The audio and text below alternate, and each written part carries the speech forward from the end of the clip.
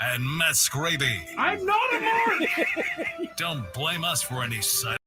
Thrilled our fans throughout the postseason with a great performance. Gwynn and Chris are ready to go. Hey, welcome to the middle of the week, everybody. Wednesday get-together of Gwynn and Chris on San Diego's #1 sports talk station, 97.3 The Fan.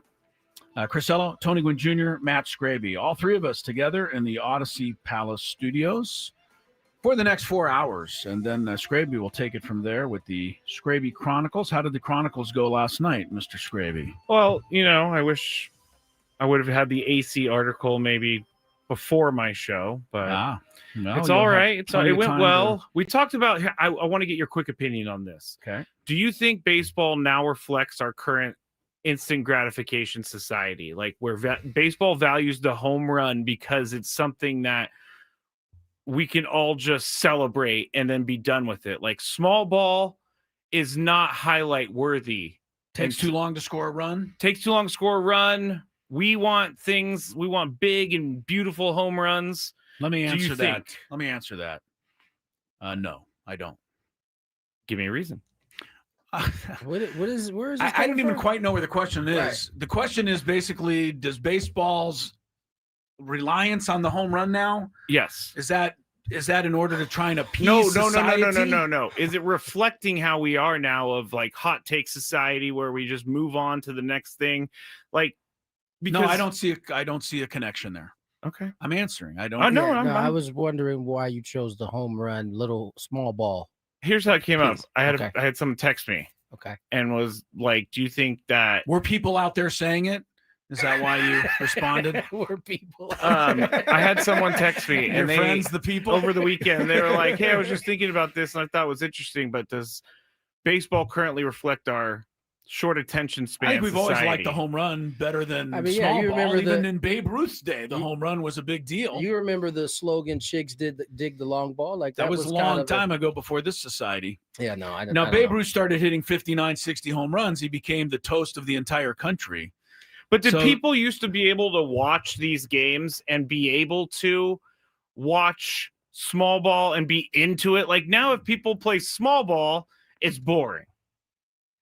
It's not when you win games. I don't find anything. I agree with you. I think ultimately people want their teams to win. Yes, and that is however you get it done. I think there is a thought now, and I don't know that it's changed all that much, that the homer can be super beneficial, and I think that's pretty obvious that it can. Yeah, but I think it's always been that. Yeah, you can't really bottle that up.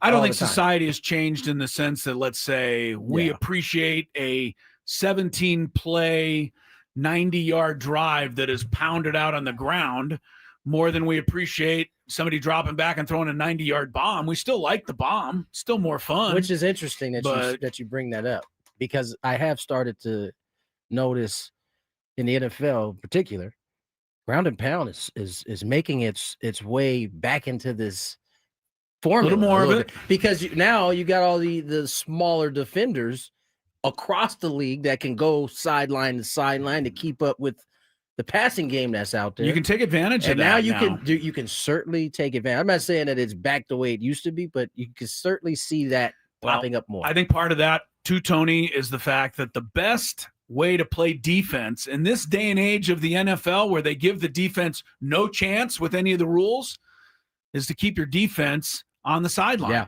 That's the best way to play defense. Yeah. So I think teams want to hang on to the ball. Exactly. Anyway, we'll get to all of that. Yeah, we got off sidetrack. Yeah, but I forgot. Are we doing a show today about you're welcome, Skraby. Any other things you want to try to throw us off track? Please feel free. I'll save it for Sports Court. We actually got some real Sports Courts today. All right, Sports Court is coming up later today. We're also going to talk a little Aztec football today. Is it Matt Johnson? Yes. The coach of the Aztecs, works with Sean Lewis. Talk about them. They're in their bye week, but very successful run for San Diego State. So we will dabble in a little Aztec football. And it says here at 4:20, it just says, and I'm not quite sure what this refers to, Tony cleaned up the shower. I don't know. Oh, yes. I don't know where you are out there. I don't know what your day has planned. But at 4:20, I would find a way to be listening to the show. This is kind of that promises to be intriguing. This is kind of connected to the outside furniture. Me bringing the outside Yes, furniture in the rain yesterday. Yes. Which caused some issues out there. I think some marriages almost broke up. Marriages may have broken up. Yeah, They're like, yesterday. Chris said no, I'm saying That's no. right. I'm not doing it anymore, woman. Well, this indeed will be the opposite of that. All right. So, Well, that'll be a little later as well. We have our daily gambit, Big Five, and all the Chris versus the fans. All right. So here's the deal. The big story today. Kevin Acee, who's, I just say, I've said it before, and I don't get any not getting paid by him. remuneration from You're not getting from paid him. by Kevin either. I just think he does a really good job covering the team. It's not an easy job to do, especially in this day and age where everybody's coming from every angle, trying to break stories, even though they have no facts behind them. He goes out and pretty much supports what he writes and what he says and what he claims. And so it was today that his latest story talks about the fact, and I'm just going to read straight up, nearly 20 sources, 12 of them who worked with Mike Shildt on a daily basis during the season. That's all right. So 12 people who worked there said in recent months, they have characterized Shildt as being unyieldingly demanding of his coaching staff and the team's support staff, and as having a tendency to micromanage and possessing a quick temper that is easily triggered by questioning or feedback. Now, that is a claim that Kevin Acee's passing along from sources, but he went and talked to Mike Shildt to get a response. That is the difference between what a lot of people will go on Twitter glad and you do. pointed this out. A lot of people will open up their podcast. Hey, I heard Mike Shildt is impossible to work with. So right, they may have that information, but they never go actually talk to Mike Shildt. That's why he was fired. Right. And that is my now conclusion. Right. At least Kevin Acee, gives Mike Shildt a chance to talk about it. He says in a nearly 2-hour conversation, Shildt repeatedly declared that he's proud of his accomplishments and how he conducted himself. He said more than once, quote, walking away with my head held high. Shildt also said he was taken aback by the depth of some grievances about him and disputed that he had acted inappropriately, though he did not deny he was aware of certain levels of discord. He almost exclusively attributed that to some staff members not being on board and or not knowing what it takes to be part of a championship effort. Before we address Mike Shildt and the fact that behind the scenes, apparently he was, this mongerer of a human being. I only wish that one staffer, any staffer with the Miami Dolphins would come out and say, Mike McDaniels is pretty tough to work for. He is hardcore. He is intense. He is into it. He demands a lot. Because what the criticism here that I read of Mike Shildt is basically what I want. Of course, it's going to go over the line once in a while, Tony. You're with these people. It's a family every day, every night, 7 months, 8 months a year. But I want a manager to demand the best from the people he works with, and I want him to expect that in return. And if he doesn't get it, I expect him to be tough. Now, do I want him going over the line and maybe bad-mouthing somebody? That I don't know. But this is actually kind of what I want to hear from Mike Shildt. I don't mind this. And I think the notion that is now out there from people who read this story who have now gone, oh, well, that means for sure he was fired. They couldn't stand him in the organization. Come on. You have absolutely nothing to back that up. Yeah. Anthony, did you ever see anything like this? I shouldn't put you on the spot like that. But did you get whispers that Mike Shildt, because in public, with his team, in the dugout, always very supportive. Yeah. So I mean, was there hints that the guy was a difficult guy to be around? I'd imagine during a losing streak, he probably was. Anyway. There were whispers that he grinded on his staff pretty hard. But is grinded a bad thing? That's the question. In the eye of the beholder. Is right? it bullying or is it grinding? What is? Give me an example of what bullying. Bullying would be like. To single someone out because something bad happened and you need to place the blame somewhere else. I don't know. I'm not. I wasn't down there for none of that. But it's what strikes me is oftentimes, in situations where there has been some success, there often in the wake of that is a lot of this. Now, it hasn't been at a championship level, so to speak. I mean, the Padres didn't win a World Series, but it has been a successful two seasons from the standpoint. You made this postseason back-to-back years. You reached 90 wins, which isn't, something to poo-poo. I think that as you start to kind of go through this article, it doesn't look like Mike is hiding from any of this. He certainly seemed to. The last part of that portion you read was, I have to accept that is part of being a manager at the major leagues, but it's one of the factors in my decisions to no longer do that, along with the other stresses that come with the job. The reality is both things can be true. He very well could be grinded himself and to the point where he wants to change, but it also could be the fact that the discontent that it seems like came from some of the staff members. Because listen, Kevin had to get this from somewhere.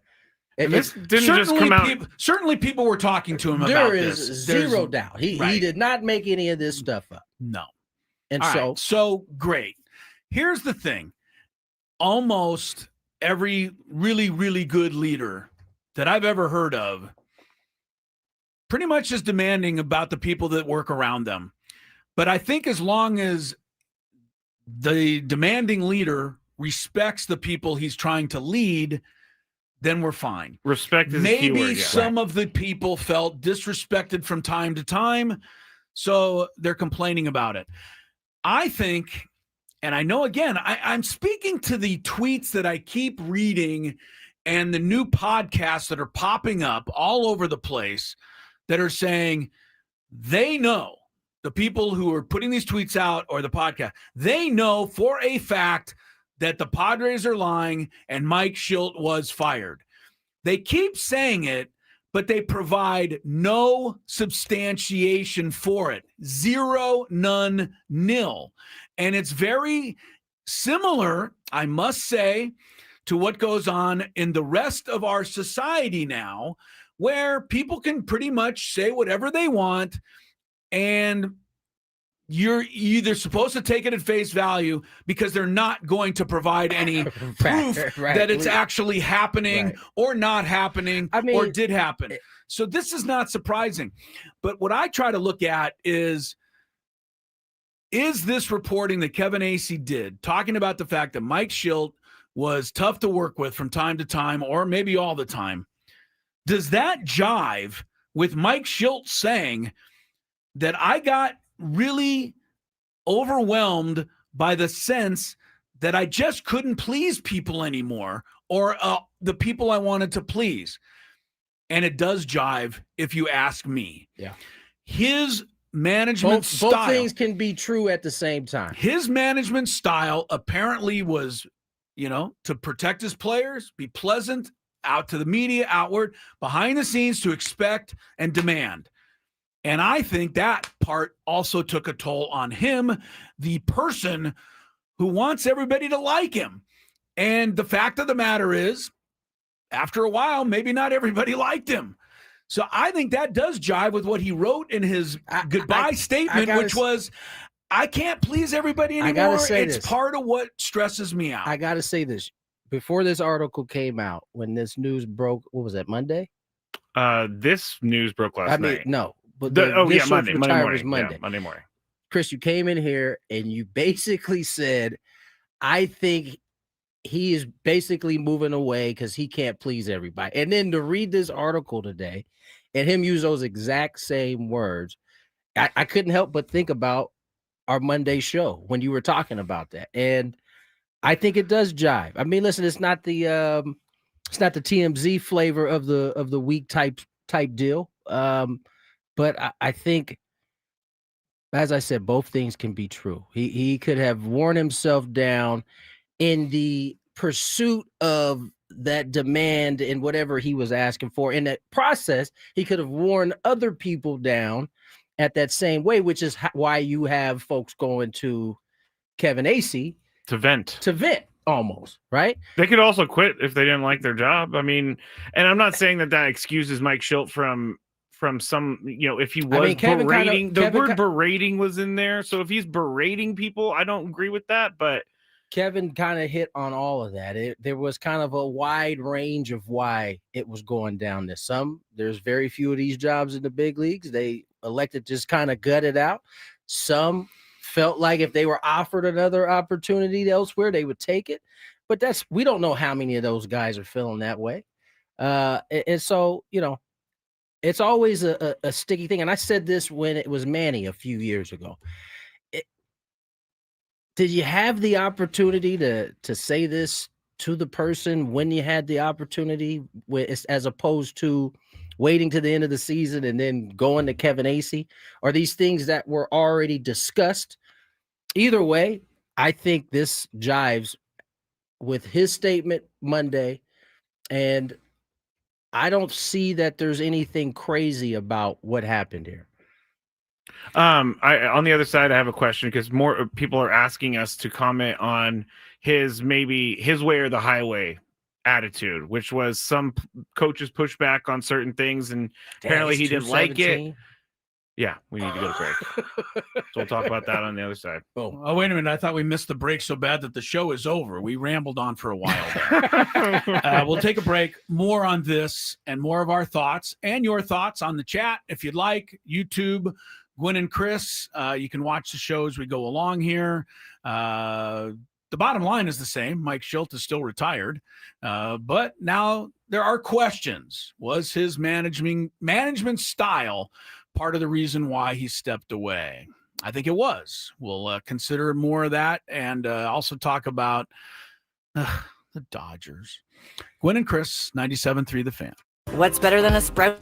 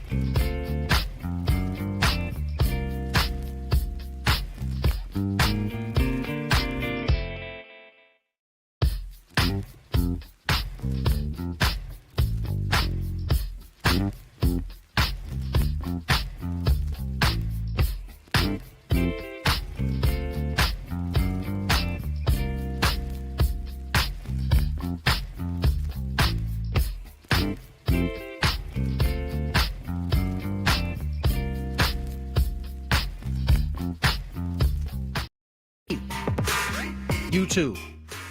Also, Instagram, Gwynn and Chris. Also, X, Gwynn and Chris. 2:23 on the clock. Tony Gwynn Jr., Chris Ello, Matt Skraby. Chris Ello, a fantastic opening to the show, I must say. Sorry, I was changing the TV. The Delaware Jacksonville State game's coming on football. That's you know how you say Skraby's kind of a casual sports fan. See, I get fired up for Delaware Jacksonville State. I don't know how I got thrown under the into bus this on that thing. one. Yeah, Because if you're watching Delaware and Jackson State, you're not it's not a sports fan. Get You're it a right. psycho. Get it right. It's Bit of a Delaware psycho. Jacksonville State. Get it right. Will you? But yeah, man, that was I thought you hit the nail on the head in the way I you tried. talked about it. I don't know that everybody will agree. No, I mean, listen, we're not here to get everybody's agreement. Right. Yeah, Everybody that's is not the- entitled yeah, to right. feel People- how they feel. We said this the other day, Tony. The people that think Mike Shildt secretly got fired are going to think that no matter what evidence is presented Right. to them. Never mind the Contrary. the $4 million that he would just leave it on the table. That is is- the one that yes. is almost Like, impossible to that's get past. Oh, you're gonna, Possible to get fire me? past. You know what? Keep the money. Yeah. I'll just retire. That's something I've asked you guys in the Big Five before, and you guys have laughed at me. You know what? You're gonna Fire me because if Okay, he got that's fine. fired, he gets the $4 million. If he retires, he doesn't. So yes, you got to be Never mind that.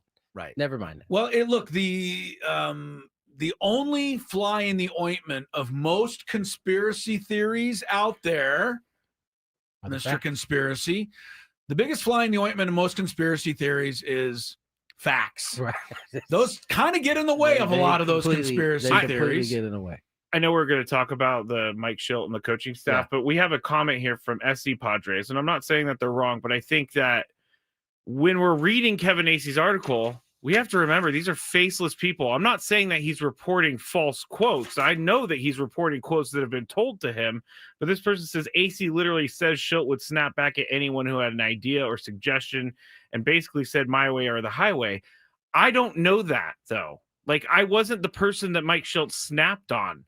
So I think we have to be a little careful about how we go about things. The Padres and Who's that? Us? We got to be careful. Everybody. My way or the highway is honestly. Wait. I just want to read the exact line. All right, go ahead. I think, Yes, sir. I think our listener is referring to the Padres enlisted people internally to work with Shildt regarding his penchant to snap at colleagues and even superiors who he perceived were questioning him, according to multiple sources. I believe that's the quote that or the line that they're referring to. I mean, that line, my mind immediately went, wait, they hired someone to get Mike Shildt to be nice? Like, that's where my brain went. And then I thought about it and I didn't really know what to think about it. Don't think there's any doubt that there was enough complaining and noise being made to address this matter. But I think it goes in, and I believe that's why Kevin should have written about it, because it was a matter. It wasn't, something that wasn't there.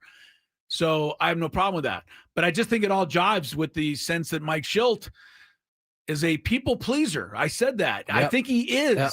Doesn't mean people pleasers are not always pleasing. Right. But he Right. at heart is a people pleaser, and he no longer could do that.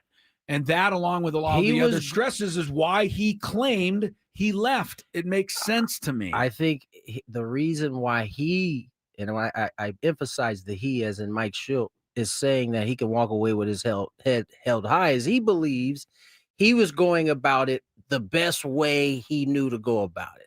Now, clearly, based on the amount of people that spoke to Kevin on this, he was a little bit off in terms. They didn't all agree with that. They didn't agree with that. Yeah. But I think again, I think about this year, right? Obviously, the season overall didn't go the way I think people wanted it to go, especially when you consider the Dodgers kind of were faltering there. It always comes after these type of deals always pop up after it isn't doesn't quite go the way that it was anticipated. Are you trying to say, Tony, that if there was a parade coming up next this We wouldn't be week, talking this about story it. probably wouldn't have popped up? I'm positive of it. And Pretty it's sure. no different. Like, I would assume this is the same manager that they had last year, and the season kind of ended abruptly out of nowhere, because it certainly seemed like it was riding a wave high, and then 24 scoreless innings later, or whatever that number was, it ended. But the season had gone it kind of went upwards towards that end of the year. So I just don't know anybody that's successful as a leader that doesn't have some people that are upset with the way they lead. I don't think it's possible. I don't think it's possible. It doesn't forgive treating people off, base. And I'm pretty sure Mike Shildt will have to deal with that in his own mind, and he will. But to make the connection that people were quibbling about his leadership style, and again, it wasn't public enough to even be made public until now, and then go from there to saying, well, yeah, I knew, that's why I told you he got fired. That's just idiotic. That's just not, it doesn't connect, it doesn't stretch, and the money thing is the biggest reason why. But I'm over the fact that you don't have to prove anything that you say in a court of law anymore. We're going to have our sports court later, but you can say whatever you want to the media now. And that's not just sports. That's in all walks of life. We see it no matter what side of the spectrum you're on. You see it every day. Right. And we are just told stuff and it's not backed up. I guarantee you, though, if every single person who wrote on a tweet or spoke on a podcast that, oh yeah, Mike Shildt got fired, I'm sure of it. If every one of those people had to actually make those claims in a court of law, they wouldn't make them. They wouldn't. No. They wouldn't be able to make them. 100%. So I'm not saying everything needs 100% proof, but I like to see a little proof. Yeah. And I don't see any, and I see a lot of people taking that angle right now who I just don't think really have anything to back it up with. We have now become okay with a thread. But we've become okay in the society with reading it and going, oh, okay, well, I read there that, he got fired. 100%. Okay, well, then I guess that's what it is. That is really kind of where we are, I think. Yes, it is, unfortunately. Let's get to break. Gonna switch gears. Aztec football riding high right now. Matt Johnson will join us next, offensive coordinator, QB coach, to talk a little Aztec football. Bye week for him this week. So we got some time to chit-chat a little bit. More Gwynn and Chris on the other side. The biggest gap.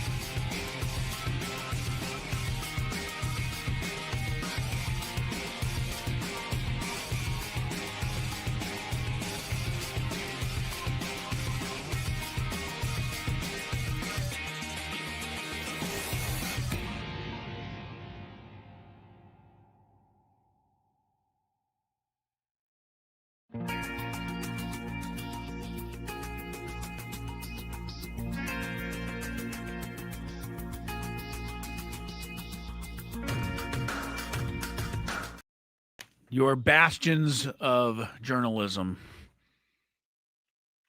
Speaking of those, Pablo Torre's on the television screen right now. There's a guy you can count on. Just leave Pablo alone. I Well, don't know want why people to you understand keep that the guy doing just this. keeps breaking stories, and half of them are not true.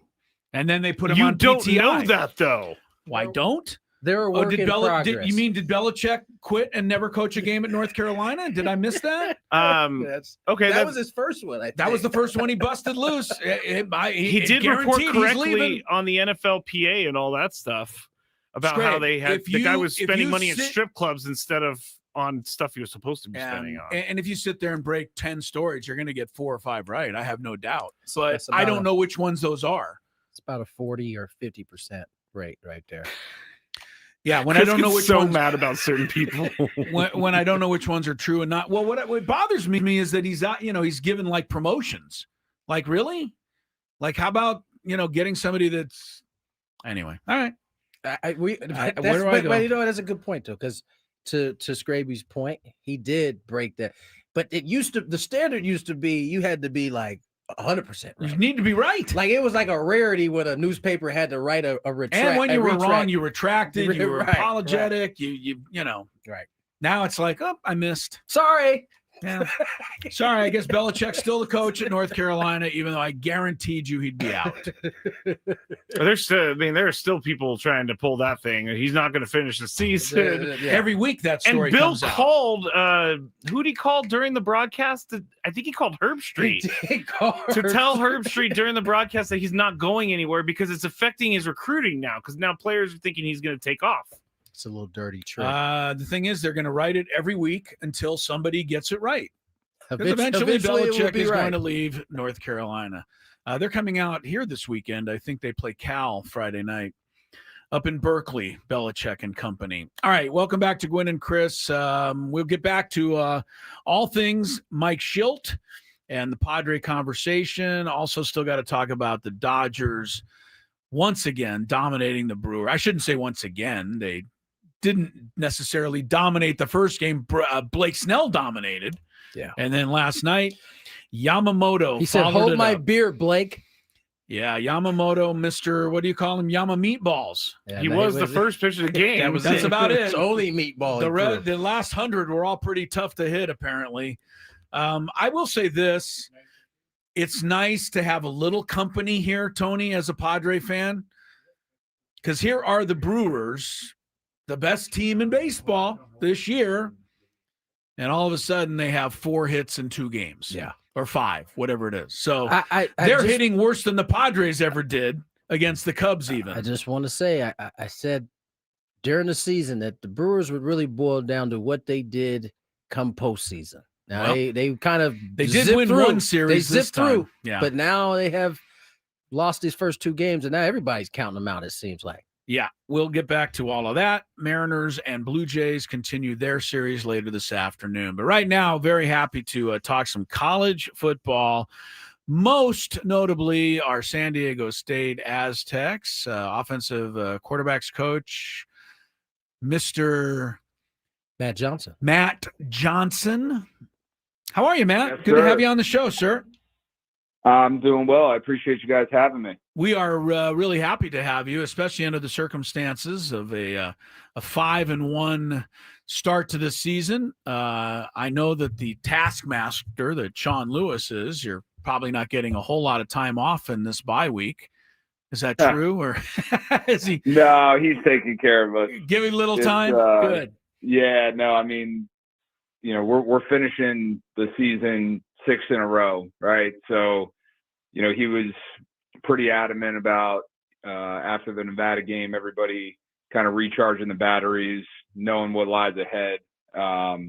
We gave the guys off until yesterday, so everybody can come back, feel refreshed, and once we hit the ground running, we had practice today. We'll be going 6 straight. Our schedule has been pretty favorable with some mini buys, some actual buys, but now we're on and we got 6 in a row to go, and we got to recharge the batteries before we do that.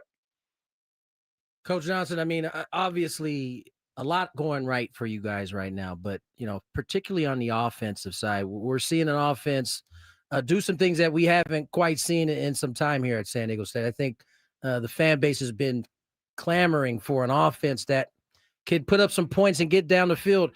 You guys have done that successfully. You went on the road last week, put up some more points. I mean, what was the focus going into spring ball and as you guys came out that has you guys on kind of the path that you're on right now? I think the biggest word that we focused on, whether we were in spring ball, fall camp, and even during the season, the word for us has been explosive. Like how can we create explosive plays, whether that's just getting the ball in a playmaker's hands, or us as coaches trying to come up with a scheme that we feel really good about. When you look at us last year compared to this year, that's been the biggest difference. With the big guys up front, we're able to run the ball, which I think helps open up some explosive plays down the field. But it's really just all about time on task. Like, we have a lot of new guys with us this year on offense, and even though on paper some of those guys might be juniors and seniors, not a lot of those guys had gotten a lot of reps at their previous stops. So just guys getting comfortable with one another, and you could see the growth from week 1 until now. But we're still putting a huge premium on how can we change the game and be explosive on our side of the ball. And Matt Johnson and his offense have been rolling, and to that end, just saw that Jordan Napier, your great wide receiver, has been put on the Biletnikoff award list. He's the first Aztec receiver, by the way, to be on that list in 11 years, and wow. I'd say it's quite deserving. This guy is totally explosive, and I want to talk about that. But you are the quarterbacks coach, so I want to get down to the bottom of this, Matt. What did you do with the original Denegal, and how did you get this new one to reappear here over the last 2 or 3 weeks? He is throwing with great confidence and authority, and I honestly didn't see that early in the year, but now, man, he's really delivering for you. He's playing at a much more confident level, I would say. He's one of the guys that I was talking about earlier where, he's coming from Michigan, and, yes, he's a junior and all, but like if you look at his real significant snaps, there weren't a ton.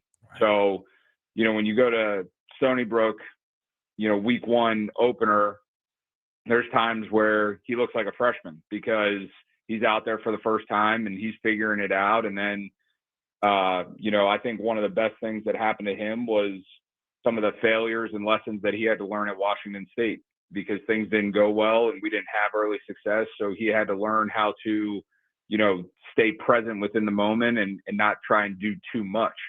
And then again, like hard lesson to learn against NIU, right? Like we win that game, but from an offensive perspective, it's 6-3, we're kind of licking our wounds, but it's like, guys, like, hey, we found a way to win ugly. At the end of the day, we won the game. Yeah. And I think his progression of just being able to stay within the moment and attack each play for what it truly is and not try and do too much, like that's been the biggest growth that I've seen from him.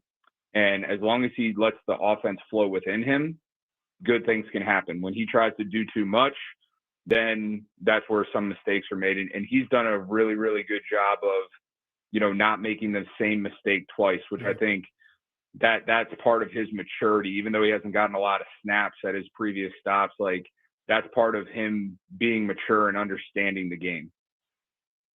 Coach Matt Johnson joins us here, offensive coordinator / QB coach for the San Diego State Aztecs. And Coach, the fronts, the big guys up front, you mentioned not being able to, not doing too much and getting him to kind of play at that even kill. You guys have been able to run the ball and throw the ball, pretty balanced attack. What is the big guys up front? What are they providing that allows you to be able to do both? Oh my! They're my favorite 5 people on the face of the earth. I tell them every single week that this offense goes as they go, and at this point they probably think I'm a broken record for the amount of times that I say that, but I truly believe that especially with Ross in the middle there, a veteran leader for us, that they're not allowed to have a bad game because the offense truly goes as they go. And, from a coach's standpoint, all right, if the throw game's not working, we know we can rely on the run. If the run game's not working, okay, let's try and spread it out. But all of that still starts with them. And, the ownership that those 5 have up front, and they're led by an unbelievable coach in Coach Schmidt, but those guys are second to none. And we're not in this position without those 5. Like we could talk about Lucky and Napier and Jaden. We could talk about all those guys, but without those 5, none of this is possible. I'm glad you brought up Coach Schmidt because he left and came back to the program, and I know he was the line coach when I was roaming the sidelines doing the sideline reporting. And I used to love to talk to him during games, and he'd just get me going. I mean, he's a smart guy.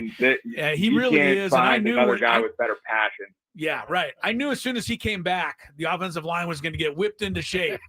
I just.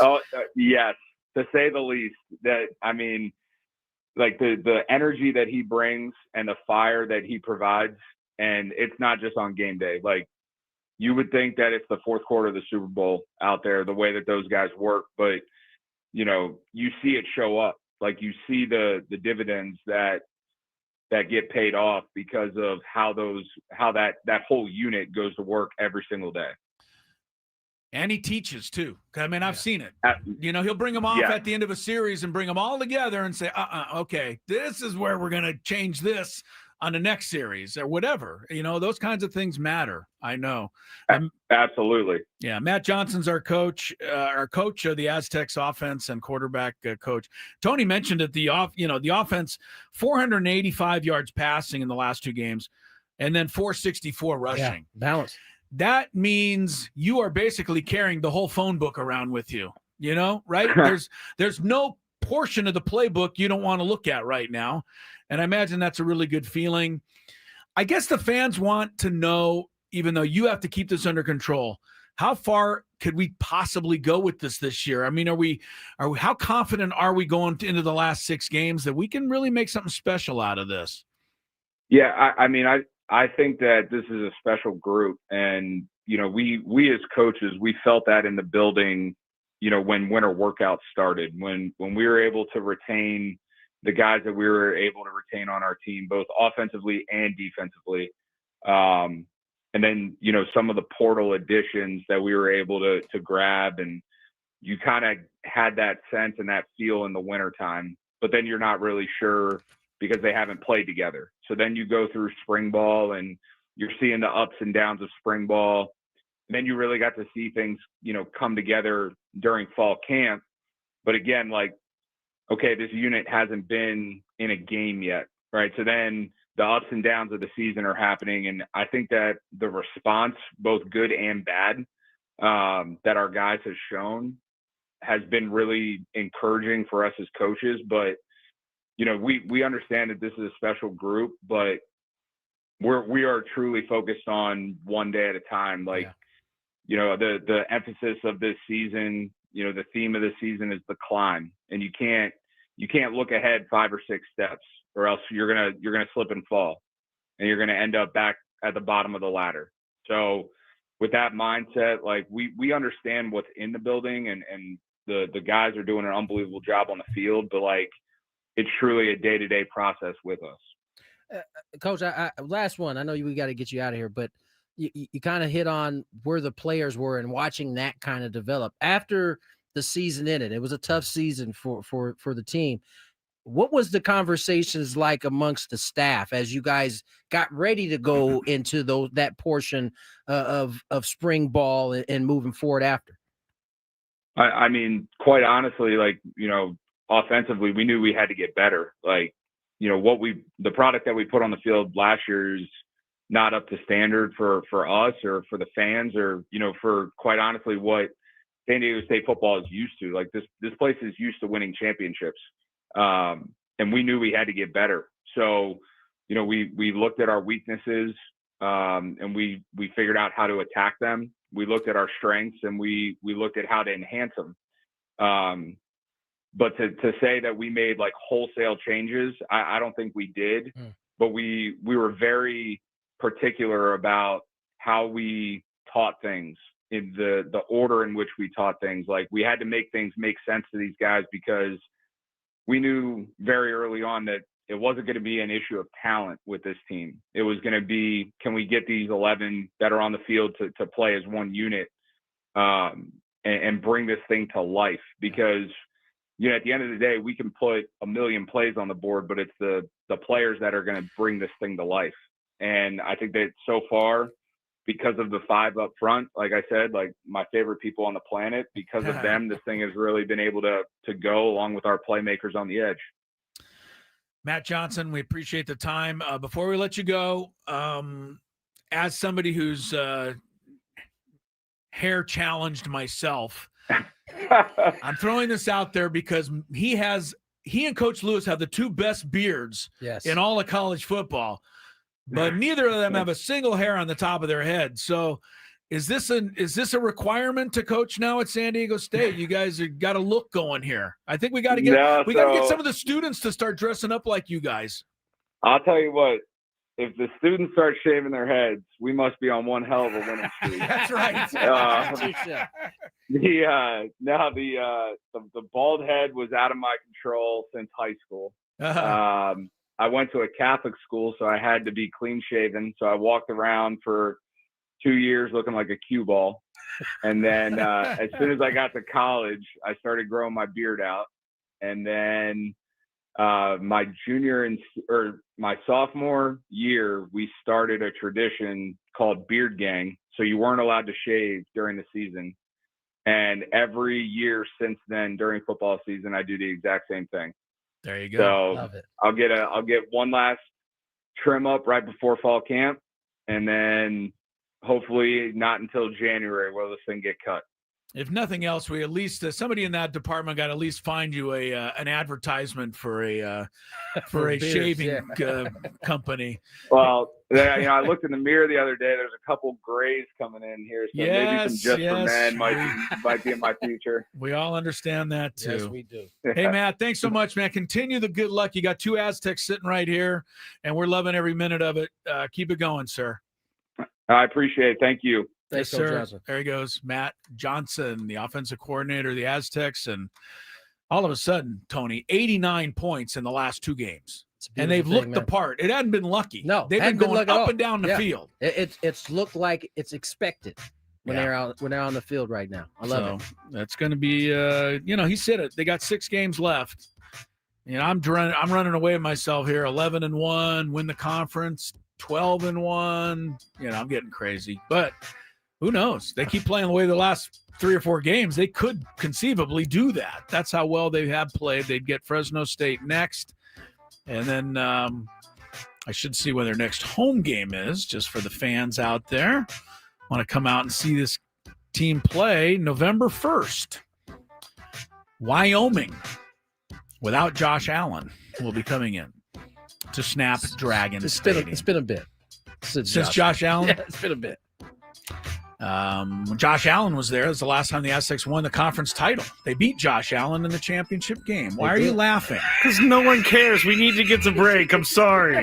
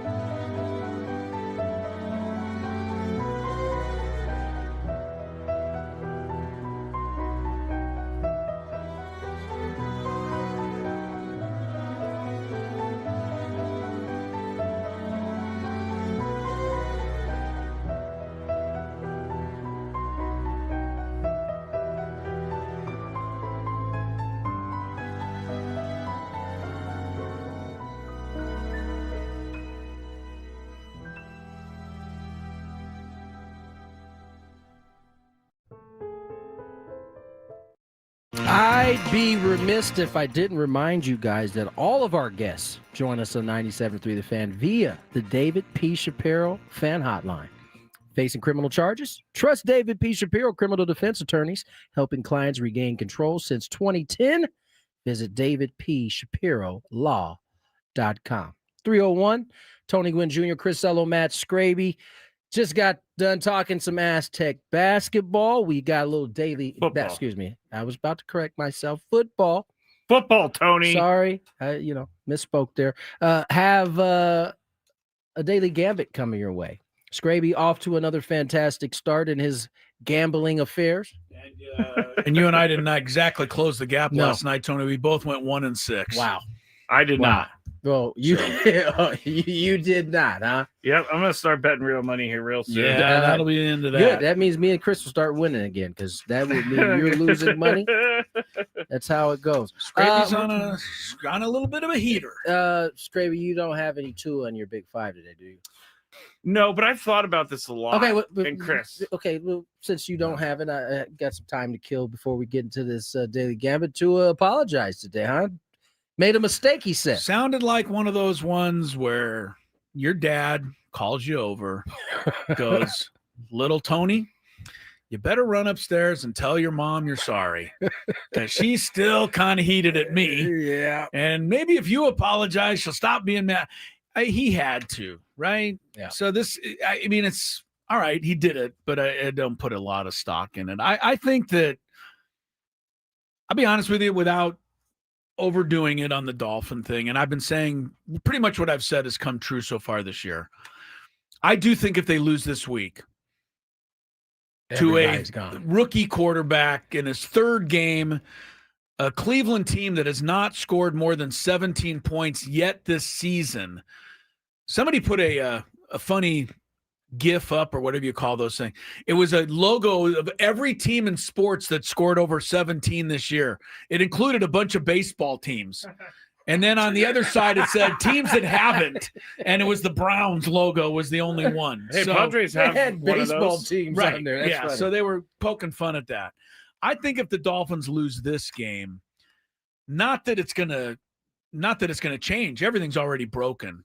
But I think this would be enough to get them to just have to do something right now. I do. I think this is it for Mike McDaniels in terms of, now he might just be delaying the inevitable. Right. But I think if they lose this one, what are they going to do? You can't lose the worst team in football basically with a third game quarterback, and you got a $55 million quarterback. Yeah. That's problematic. No bueno. Yeah. Anyway, it's been rough for those guys. All right, let's get to some daily gambit. All right. Do you like money? I think about money a lot. Do you like money without doing anything? Winning. Do you want to make money while watching sports? I think Washington is immortal luck. Washington! Woohoo! If you answered yes, this is your segment. Just don't blame us when you lose. Nothing is ever your fault. It's your game. Take it. Gwynn and Chris go through the top bets of the day in The Daily Gambit on 97.3 The Fan. Daily Gambit is our daily sports betting segment here on Gwynn and Chris. Please, everybody, gamble responsibly. We have some bets to review from last night. First one, Dodgers minus 1.5 on the run line over the Brew Crew. All three of us went with the Brew Crew. All three of us wrong because the Dodgers won 5-1. That was a hopeful bet. Yeah, I wouldn't have bet any money on it. And I'll be honest with you, I'll pick the Brewers probably in game 3 just because I want to, but I certainly wouldn't bet any on it. Yeah. I mean, the Dodgers we'll get into it more when we have more time because we don't need to get into the Dodgers at all. Well, I think you do because, what they're doing is making a mockery of the postseason. And unless this changes, it's going to be just that. They've crushed everything. Oh, that's what you Nobody can get a hit off him.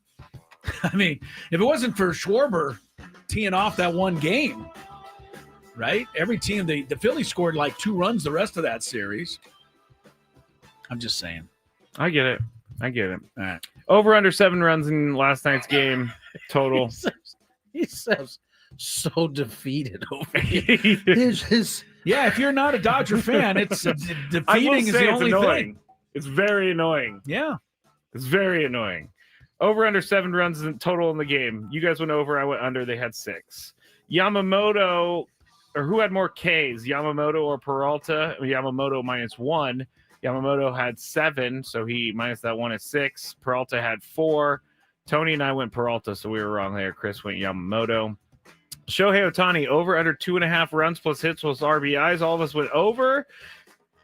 We were wrong. He had 1 hit and 1 RBI, so Did it something. was total of finally. 2. Yeah, true. Liberty, Liberty, Liberty.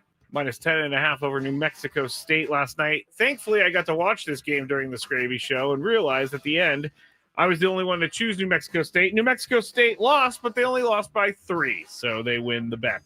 Liberty wins 30-27. South Alabama against Ark State.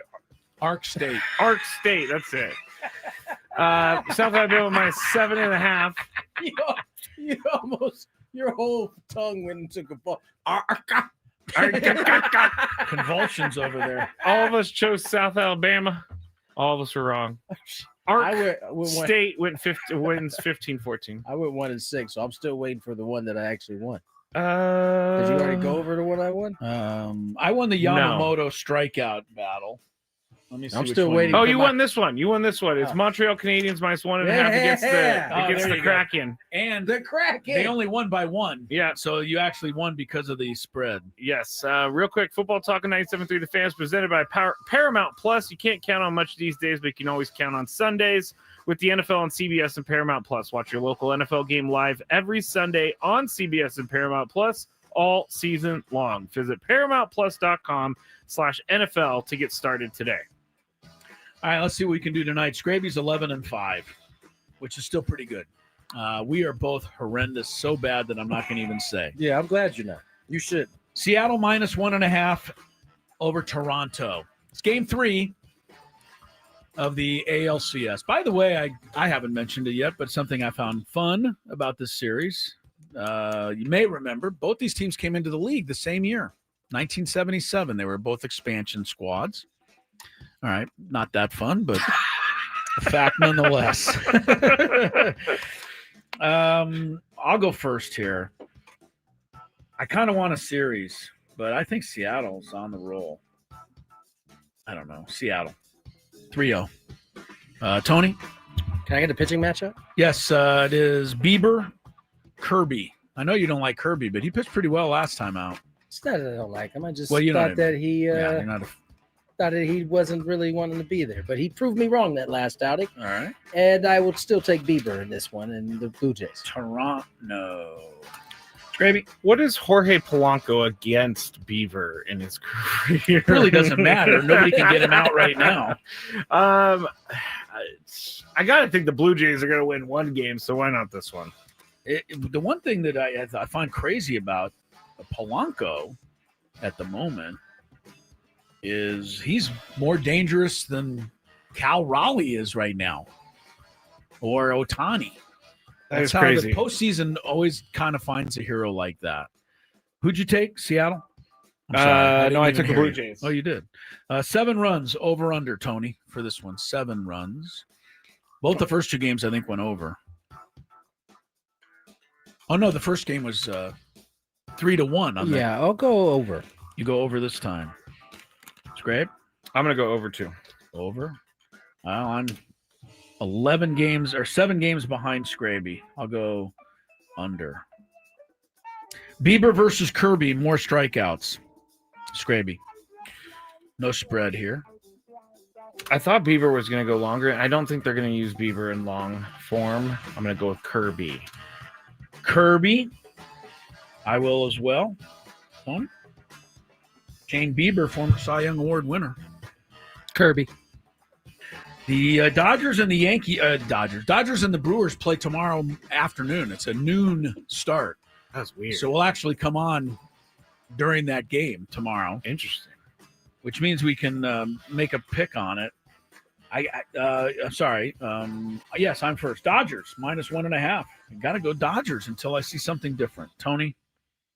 Yeah, that's It's the Dodgers. Scrooby.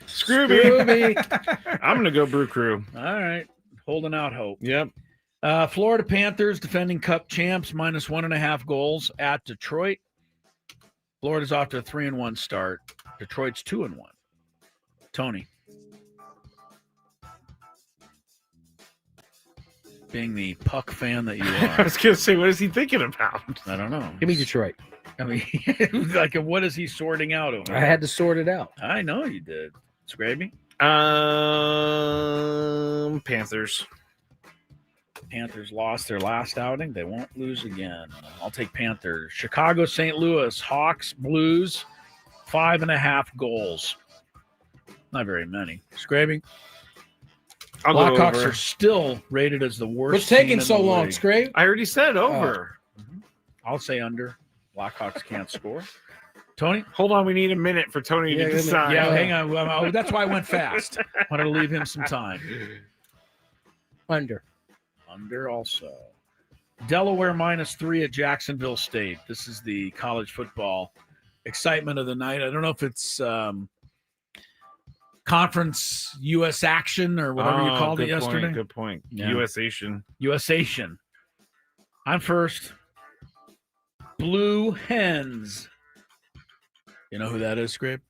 Yeah, Delaware. Delaware Blue Hens. And you know why I know that? They wear blue turf. They have blue turf. Do they? Oh, they're I don't- copiers I think of they the- do. of Boise State. I thought that's what you were going to say. I don't know if they actually have it. I think that's where Joe Flacco went to college. I think you're correct. They were Division 2 then. They are now Division 1. Who's favored in this game? Delaware by 3 on the road. And you chose? Delaware. Tony. Tony's going to look up some statistics before he gives us his pick. Delaware State. There is a Delaware State, so this is actually just Delaware. There is a Conference US-ation game. That's what they are. All right, thank you. I didn't choose. I'm going to go. You want Jack State to be a... Yeah, contrarian. There we go. Haven't heard from him in a while. No. Nobody knows Jacksonville State's nickname. It's the same as South Carolina's. I thought it was, but I wasn't going to say Gamecocks Yeah. just to yell that out. Gamecock! Gee, Scraby, you really were excited to say that. I actually remember us doing this last year, and I was like, yeah. is it Gamecocks? I'm not You're going to say it really- out loud. You sound a little too excited to say that. UTEP Miners and the Sam Houston State Bearcats with a K. Neither team's won a game in Conference US-ation. 47.5 points tonight. Tony, over under point total, 47.5. The two worst teams in the league. Under. Bad teams. Can't score. That's Scraby? right. That's my logic. Yeah. Under. I say it'll be over because it'll be a turnover fest. There's our picks. Scraby's 11-5. Tony and I are terrible. So listen to Scraby this week. And listen to us when we come back after a check of traffic on Gwynn and Chris. From the 855.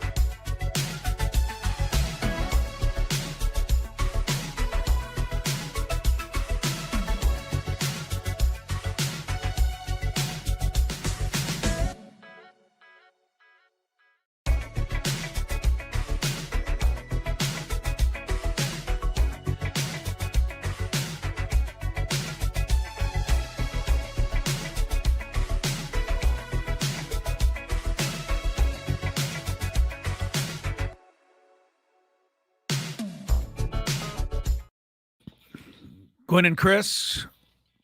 A little bit more here on Mike Shildt, former manager of the Padres, retired. Or did he? Oh, I saw a podcast. Hold on, Chris. We have to stop down for a second. We think this was Tony's segment because you went out last time. No, it's mine. It's But Wednesday. You went out last time. Well, that was a mistake. He is correct. Okay. I was He is just correct. clearing this It is up Wednesday. It messed me up because he took us out last time. But Yeah. it is Wednesday. I was thinking it was Thursday. Yes. I just wanted to make sure we're all clear. There's nothing that we can. All right, can you play the intro music again? I get charged up now. I was kind of ready to go there. Hey, welcome back. It's 3:20. It's actually 3:21 now. All right, more on Mike Shildt in a second. A couple of quick notes, though, for you baseball fans that are still watching the playoffs. That I tracked down here. Seattle's up 2-0 on Toronto. They're in Toronto. They're in Seattle now for the next 3 games. Oh, I thought the game was on. I was like, what? Not quite We're missing yet. it? 5:00 today for game 3. But here's a good note for Toronto fans. May 9th through 11th in Seattle this year, Toronto swept a 3-game series. So maybe there is some hope left for the Blue Jays. Cash, I have a legitimate question. Sure. Do you feel like the Blue Jays are done? I don't. I have a weird feeling that the Mariners are going to start seeing the World Series in their view. So the Blue Jays, I feel like have the Mariners have dominated their series. I would say, even though they only won 3-0 first game, Right. I feel like the second game was domination. But you feel better about the Mariners than you do the Brewers. Is that because you've seen the Dodgers? You mean better than the Blue Jays? Yes. To come back than I do about the Brewers? Yes. Yeah, I think the Dodgers at the moment look unbeatable. And I know that that's an overreaction because you and I have talked a million times. Baseball can change just like that. Boom. But if ever a team looked like they're on a serious roll, it is the Dodgers You know right what the interesting now. thing about it is? So- It's not the part of the team that, like, we think of the Dodgers and you think of their offense. Yeah, they're going to bludgeon They're just gonna- everybody. It's really been the 2 dominant starting pitchers. The last team to have 2 starters go back-to-back 8 innings in the postseason, How far we had to go back? the Giants in 2010. That was the last time they really were doing it like that. Right. It's been 15 years since we've had back-to-back games pitched like that. As a baseball fan, I enjoyed seeing starters, those 2 particular I love it. starters. I love Even in the starters. Mariner game, my man, who gave it the homer the first game? Miller. He gave up that homer the first He game pitched and then, lights then out. went light. I have enjoyed that type of playoff I like to see it. baseball. I like to see a starting pitcher have to actually face a lineup a third time and see what Man. they do. I've enjoyed that. Me too. I hate that it's been the Dodgers that have been able Yes. to pull it off, but kudos to the Mariners too because they did it as well. Dodgers rotation has a 1.54 ERA in the postseason. That is going to be tough to beat. But we'll see. Game 3 in that series is tomorrow. All right. Kevin Acey's article, Mike Shildt, not apparently, according to pretty much everybody in the organization, was very tough on his assistants and some of the staff. Scrape, you had an interesting question. And Mike Shildt kind of acknowledged that was the case, and felt we feel, and I think it was kind of insinuated to a certain extent in the story that was part of the reason for his departure. Not that he was kicked out, but that he himself felt, man, I'm not doing right by all these people, and that's one of the reasons that he was so stressed. Yes. Well, the question that I'm seeing out there, and I'm curious to hear you guys' answer, is why did Mike Shildt come down so hard on the coaches? But one thing that was said in the article is that he let the players do their own thing. He let them govern themselves. So why would he be hard on the coaches but not hard on the players, who are actually the guys who maybe they need to be hard on? I don't know. It's a good question. I don't know that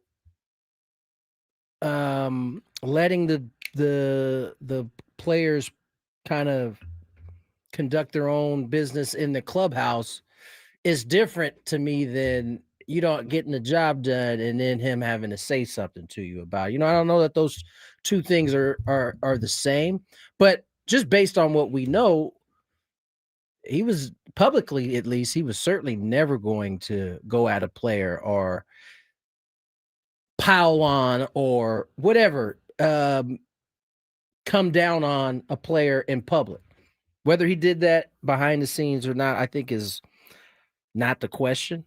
I think as it pertains to the staff and why he treated them or why was he coming, a lot of times that's how a manager is able to communicate to the player, to his players, is because you don't want to hear from the manager all the time. He needs to be able to use his voice at specific times to kind of get the type of movement you want. And so the coaching staff is always been the go-between for managers, and unless you got to go see him, you know what I'm saying? Unless typically it's always been the coaches. So, he's apparently harder on the coaches to try to get that message across or the way that they want it to be done. And, I think at that point, it's up to the players to kind of to follow what's being asked. I think a good coach, honestly, looks at reads the room. And I think Mike Shildt read his room, his locker room in this case, and felt that, with the leadership of Machado and these people, that this team could govern itself pretty well. Right. I feel if they would have gone off of that, he probably would have brought them back to reality. But I don't think he felt he needed to do that.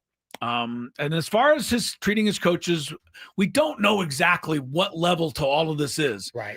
But again, I'm going to go back to the fact that I really believe that all good leaders surround themselves with people they like, they trust, and people that are good, and people that they feel like they can get on a little bit so that they can share the same vision and go forward.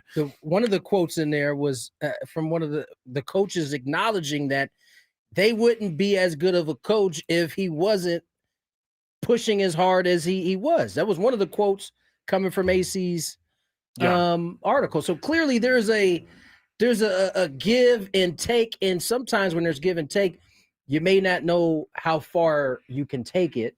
It may be considered crossing the line in someone's eyes. It may not be in another coach's eyes, which is, why you get the unevenness, it feels like, because there were certainly coaches that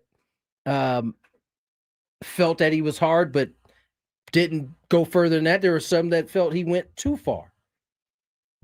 I just look at the dynamic on this radio show. I know what I'm doing. Skraby has been coming along slowly over the last 8 years. People listening know this is not true. At times, I have to drive you to better yourself. It can get a little difficult to do. When do you do that? See, this is well, it's like happening in real time, ladies and gentlemen. When you write me a note today to say who should be on the show, and I said, well, yeah, get after it, get Mark Sanchez. I mean, go to work. Yeah, do he something really gave with me you're a producer. Let's go. If you're the quote unquote leader, why can't you read any of the reads that you're supposed to read? I don't listen to you because I'm the leader. See, that's the problem. See, if Mike Shildt was like that, then that's a problem. I'm just trying to bring you along slowly, Skraby. You're finally getting to be able to take care of your own things. But I take a lot of credit for your development. I'm doing a lot of society talking these days, but do we think that this kind of sentiment of he was too mean is an everyone gets a trophy type situation? Because I had a boss back in the day that I did not like, but they did make me better. And we got into arguments all the time. And so it's not rare for me to hear someone getting into an argument with their boss. That happens. But like, is this everyone gets a trophy type of thing? Like, oh, you have to be nice to everyone. I don't know that nice is the issue. It typically guys on the coaching staff, it really to a man on this particular staff, all have pretty tough skin. And so, everybody has a different idea of what respect looks like, how that should go. And sometimes in a world like that, right, where it's highly competitive, everybody's under a ton of pressure, that respect line can get blurred in the heat of things happening. And as I said, one guy's line is a lot shorter than the next guy's line. And so I think that's probably what this is, to Chris's point. And even in the article, I mean, I think no one is questioning the effectiveness of what he was doing. It was just how he was going about doing it is what's being questioned here. So why is this being written then? I mean, this is kind of, is this not the, and I'm not being funny, this seems like we do this every year. We have some type of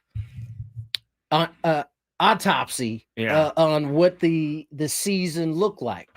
And maybe that's a part of this when it ends in a way that is, I mean, last year wasn't really a fulfilling way it ended. We also didn't have a manager change. Right. That's true. And so this has come on the heels. These type of stories have come on the heels of managerial changes, whether it was the last time Manny got caught up in it. This time it's and then shortly thereafter, I think Bo Mel was caught up in it. And then now on another change, we get Mike Shildt. You're right. I think it's because we want to know what happened because it's so surprising that someone would quit basically with 2 years left on their contract. It's like, why? He didn't, Skraby. He was fired. He fired, and they gave him $4 million. And he said, you know what? You're going to fire me? I'm going to give you back your money.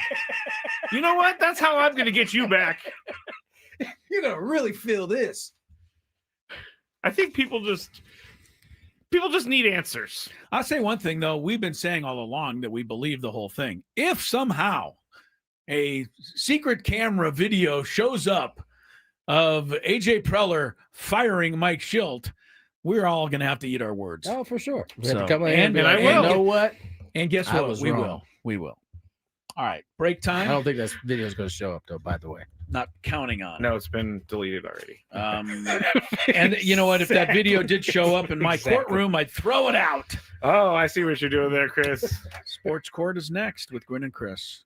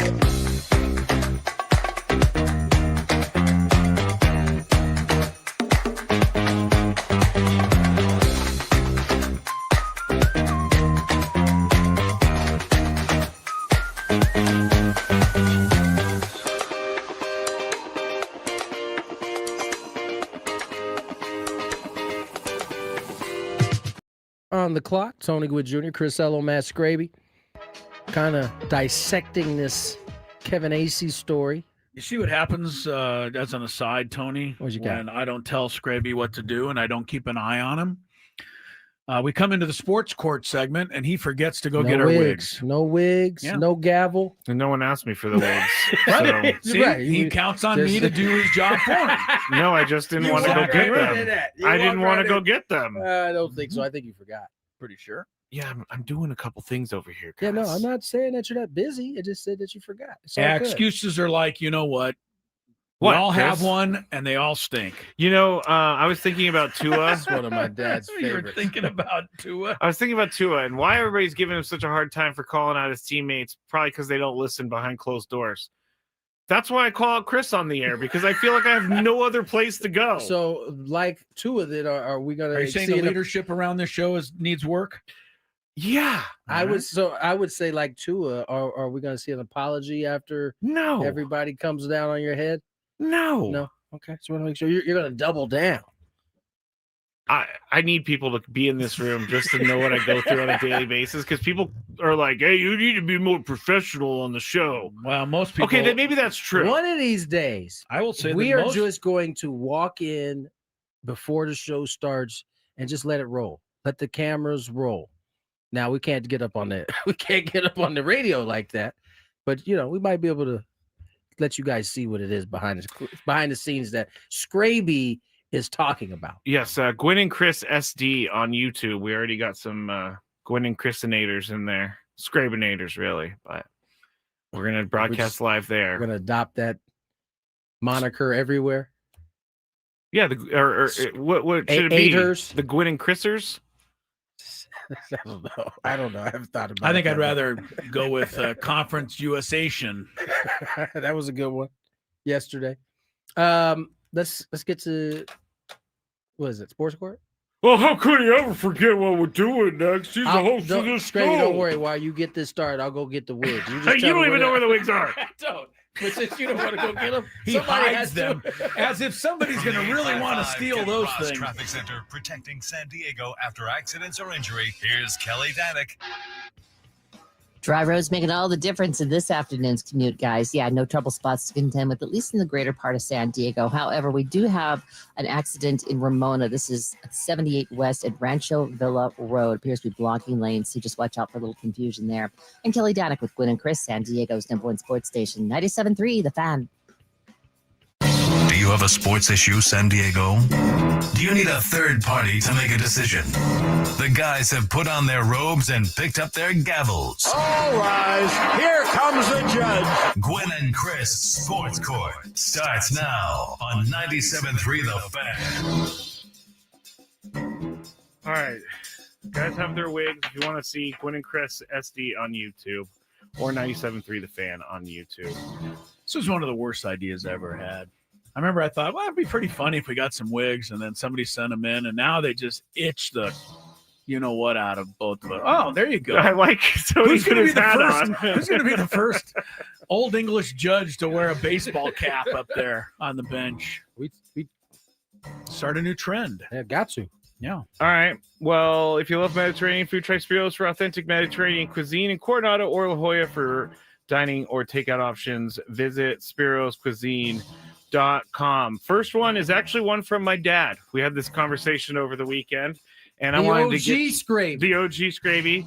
I've said this before. I was sitting on the couch one day, and we were watching like LSU and someone else playing, and LSU won, but they were acting like they had won the Super Bowl. And I'm thinking in my head, man, guys, calm down. You're just winning. You're acting like you won the Super Bowl. Act like you've been there before. But my dad said exactly what I was thinking while he was on the couch. So we're kind of similar in that way. You don't say. We're kind of similar in that way. Here it is. In the NFL, you have offsetting penalties. Say one is holding on the offense and one is a personal foul, 15-yard penalty. And I've said this for years. Should they offset or should personal foul take precedence over the lesser penalty? For example, offense has a big play. Flags are thrown. Offense had a legal formation. Defense had a personal foul. Currently, you replay the down. Nothing happens. They offset. Tony, should the personal foul win out? No, because typically personal fouls happen after the play is over.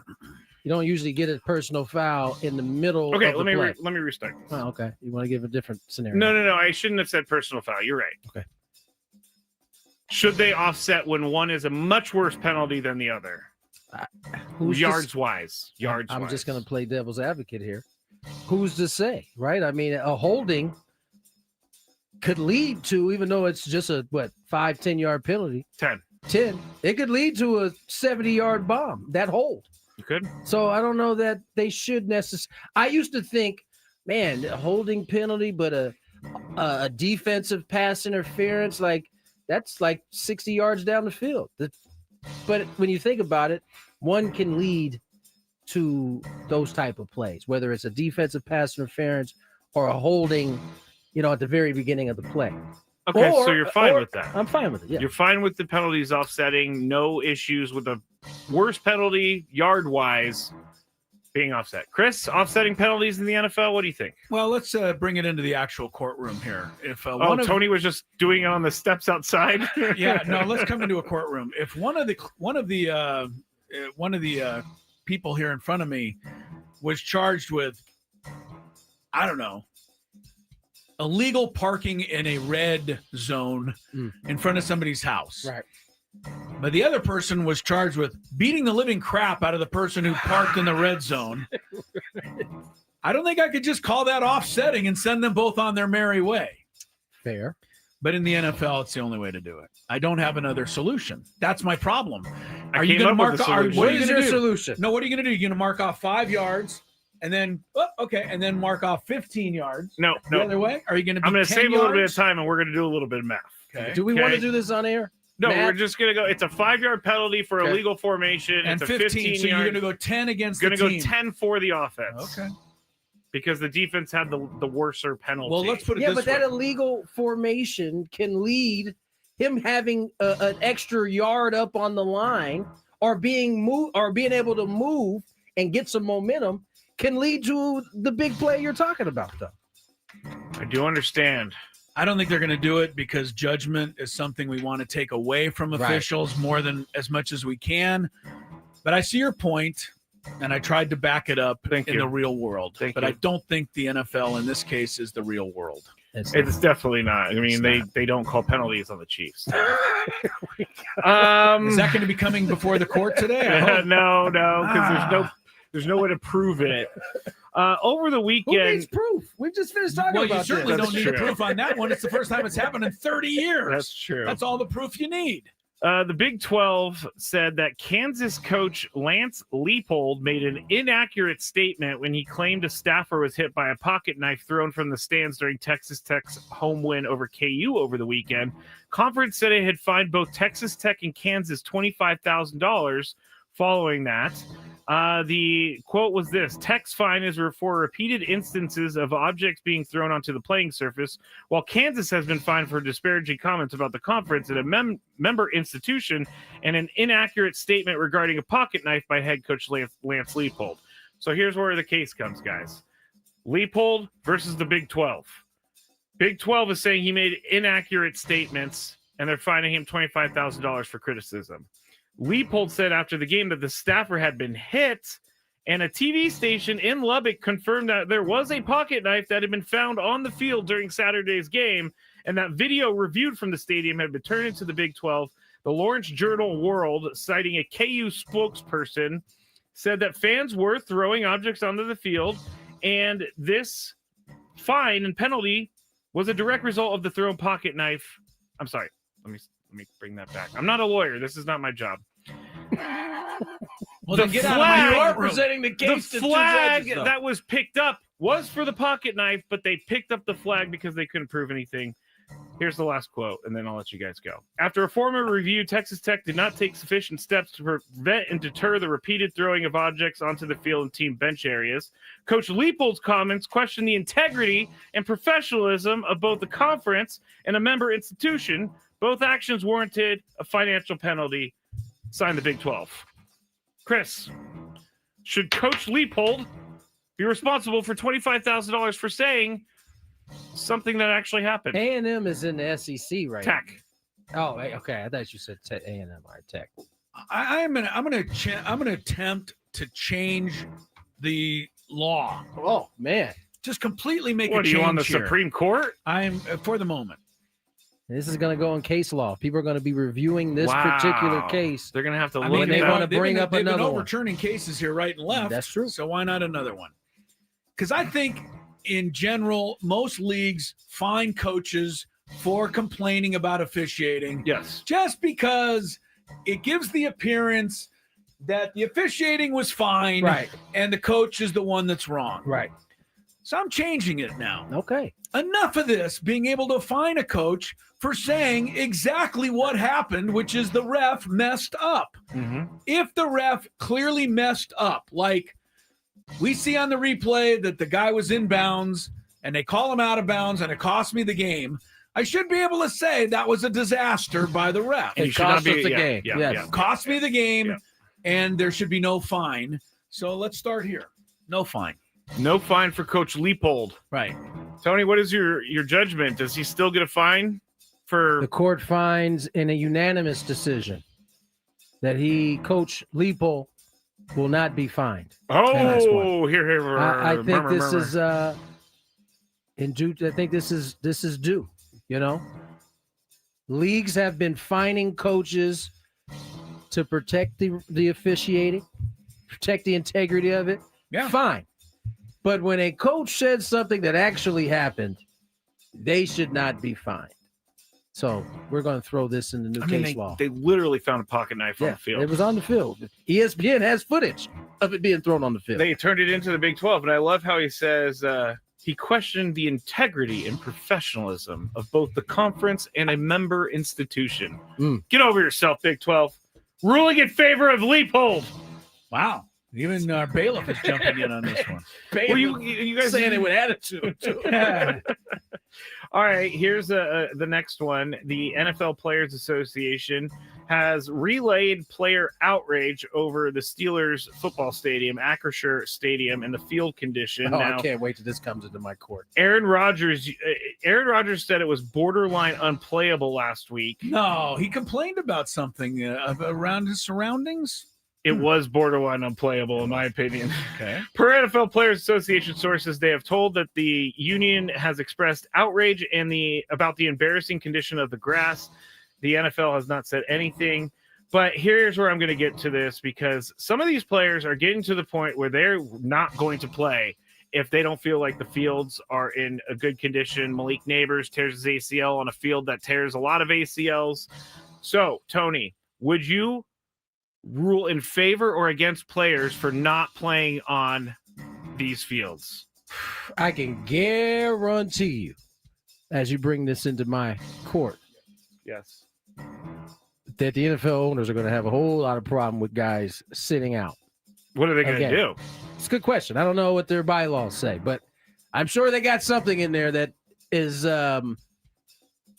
can hurt. If you don't feel safe with Here's the my playing thing. conditions, We are now talking about the Steelers' all-natural grass that was beat up because it's got a lot of uses. Pitt plays there. yeah. There's a lot of big bodies on there. I mean, we had it down here at Snapdragon until they figured it out. Right. So I think that's a fixable situation is my point. I think the bigger issue is the first one you mentioned, Mr. Malik Neighbors tearing his ACL. On turf. Not just turf. That specific place Yes. has been terrible to NFL players. Yes. And they don't seem to be moving a little bit at all in terms of getting it. No, changed. but they will for the World Cup. Chris, judgment? Would you be in judgment for or against the players refusing to play on an unplayable field? Judgment against the players? Ooh. Your And fantasy here's football why. team is why. No. Here's why. And I wanted to give this to you, but I don't have the wherewithal to send this to you. But I'm looking at a picture of the night, and I know you're going to give me share here. Uh-oh. I'm looking at a picture Thought of he the was ni- going somewhere else with that S or the CH word. Yeah. I'm looking at a picture. I'm looking at a picture of the 1977 NFC divisional playoff between the Vikings and the Rams at the Coliseum, a game I was at. It is always and forever will be known as the Mud Bowl. And I think you should get this picture. If you find 1977 NFL playoff images, you'll see Rams, Vikings, and you can maybe post the picture for people to see. I think people can just Google it. Or they can look at themselves. Those guys played. I say get out there and play. And if the surface isn't what you want, then you have to kind of tiptoe around a little bit. Okay. People have been dealing with the elements in the National Football League for hundreds of years. Players now want it to where they never have to deal with the elements, and that includes the field. I say get out there. Get out there. So we have what was your official stance, Judge Gwynn? I'm okay with them missing a game to get the right conditions out there. I am too, because I don't want to see them get hurt and then be out for the rest Get of the year. hurt. Wow. For my enjoyment. That's I'm not hurt. That's really- wild. I'm not really interested in your well-being. I'm interested in me seeing a good football game, and I need all the players out there. Tony, how come whenever we talk about something in this day and age, and it always has to go back with, well, in my day, I walked through the snow uphill both ways. Well, it's a factor. History does apply from Yeah, time and to all time. of you guys wanted it to be better for your next ones. So this is why we're like that. This is why each generation after gets a little softer, right? I bet you- because, okay, when because you're- the generation that's before them wants it to be better for them. When your son complains about the conditions of his Little League field, I hope you take note of this. He would never. Sir. He would never. Chris versus the fans is next. 833-288-0973.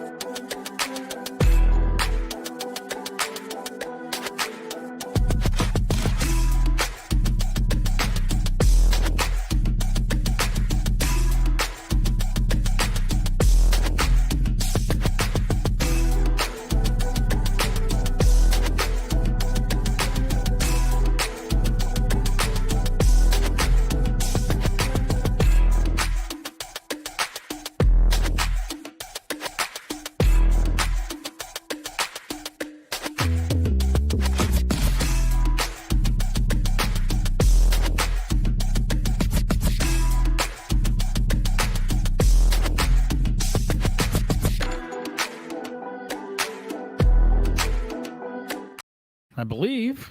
Coming up here, Gwynn and Chris, 97.3 The Fan. That's the radio station. We are number one in this time slot in San Diego.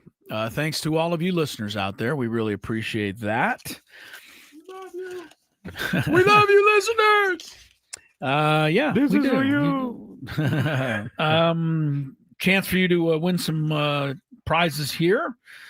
Chance to go to Vegas, qualify for a trip to see Jerry Seinfeld. You and another. You get 2 tickets to the show. It's coming up in April 17th at the Coliseum. Not where they had the Mud Bowl game between the Rams and Vikings many years ago, but this Coliseum at Caesar's Palace. You also get a 2-night stay across the street at the Flamingo Hotel and Casino. You also get a $100 gas card. Jerry Seinfeld returning to the Coliseum at Caesar's Palace, April 17th and 18th. You'll get tickets on the 17th. See Ticketmaster.com for more information. Your chance to win comes up right about here. If you had one shot, one opportunity to take down the human almanac himself, howdy do. Now is your time. Listen to me, this guy is dangerous. Now is your opportunity to win a prize. Well, I hope you know what you're in for. Chris versus the Fans starts now on 97.3 The Fan. All right. Here are the rules. You have to make it through 3 questions. Each question will get more difficult. If you get the question right, you move on. If you get it wrong and Chris gets it right, you're eliminated. But if Chris gets it wrong, then you move on to the next question or you win. And if you're a first-time player, let us know before you get into it, and you'll get that question for free today. We ain't had a first-time player in a while. A couple days ago? Did we? Yeah. Oh, you're right. We did. But we haven't had many. We haven't been very many. For a period of time there, we were getting a new player every single day. Well, that's when you were kind of... What? You're kind of being... Yeah, when he used to hang up on all the regular callers. Is that what you're trying to say? Yeah. I was trying to find a clever way to say it, but... Look at him over there. He's all upset now. I'm not upset. I'm standing behind that Yeah, okay. because I wanted other people to be able to play. I see. 833-288-0973. If you've never played, you actually could get on there right now. First-time player! Let's get to our first contestant, buddy. All right. Forgot to screen this call. Deborah? Oh, this is Travis. Travis. Hi, Travis. All Somebody right, using right. Deborah's phone. I'm gonna put. That's my mom. Sorry. Okay, no go. problem. It's all good. Just put your name into the computer. You ready to play, Travis? I'm ready. Here we go. First question.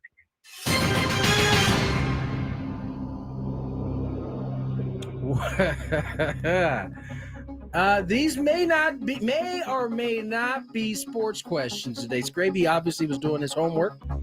We'll go to the first question. What is the name of the hotel Jack Torrance is hired to care for in The Shining?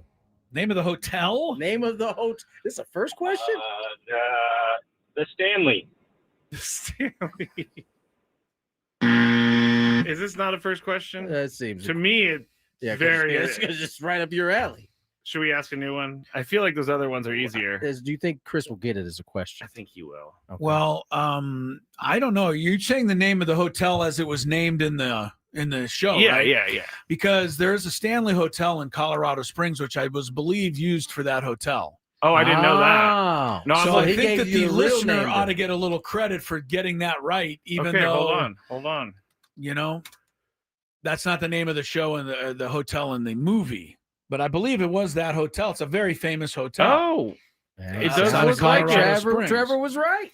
Travis, I had never known that. All right, let's give Travis a correct answer. Wow, question you were number saved two. by Chris. Got it. Thank you. Travis, you owe me, by the way. Secondly, what was the answer you were looking for? The answer was the Overlook Hotel. Overlook. All right. That movie's so good. It's pretty good. It was on the other night on HBO. I happened to flip by and catch a scene. All right, here we go. Question number 2.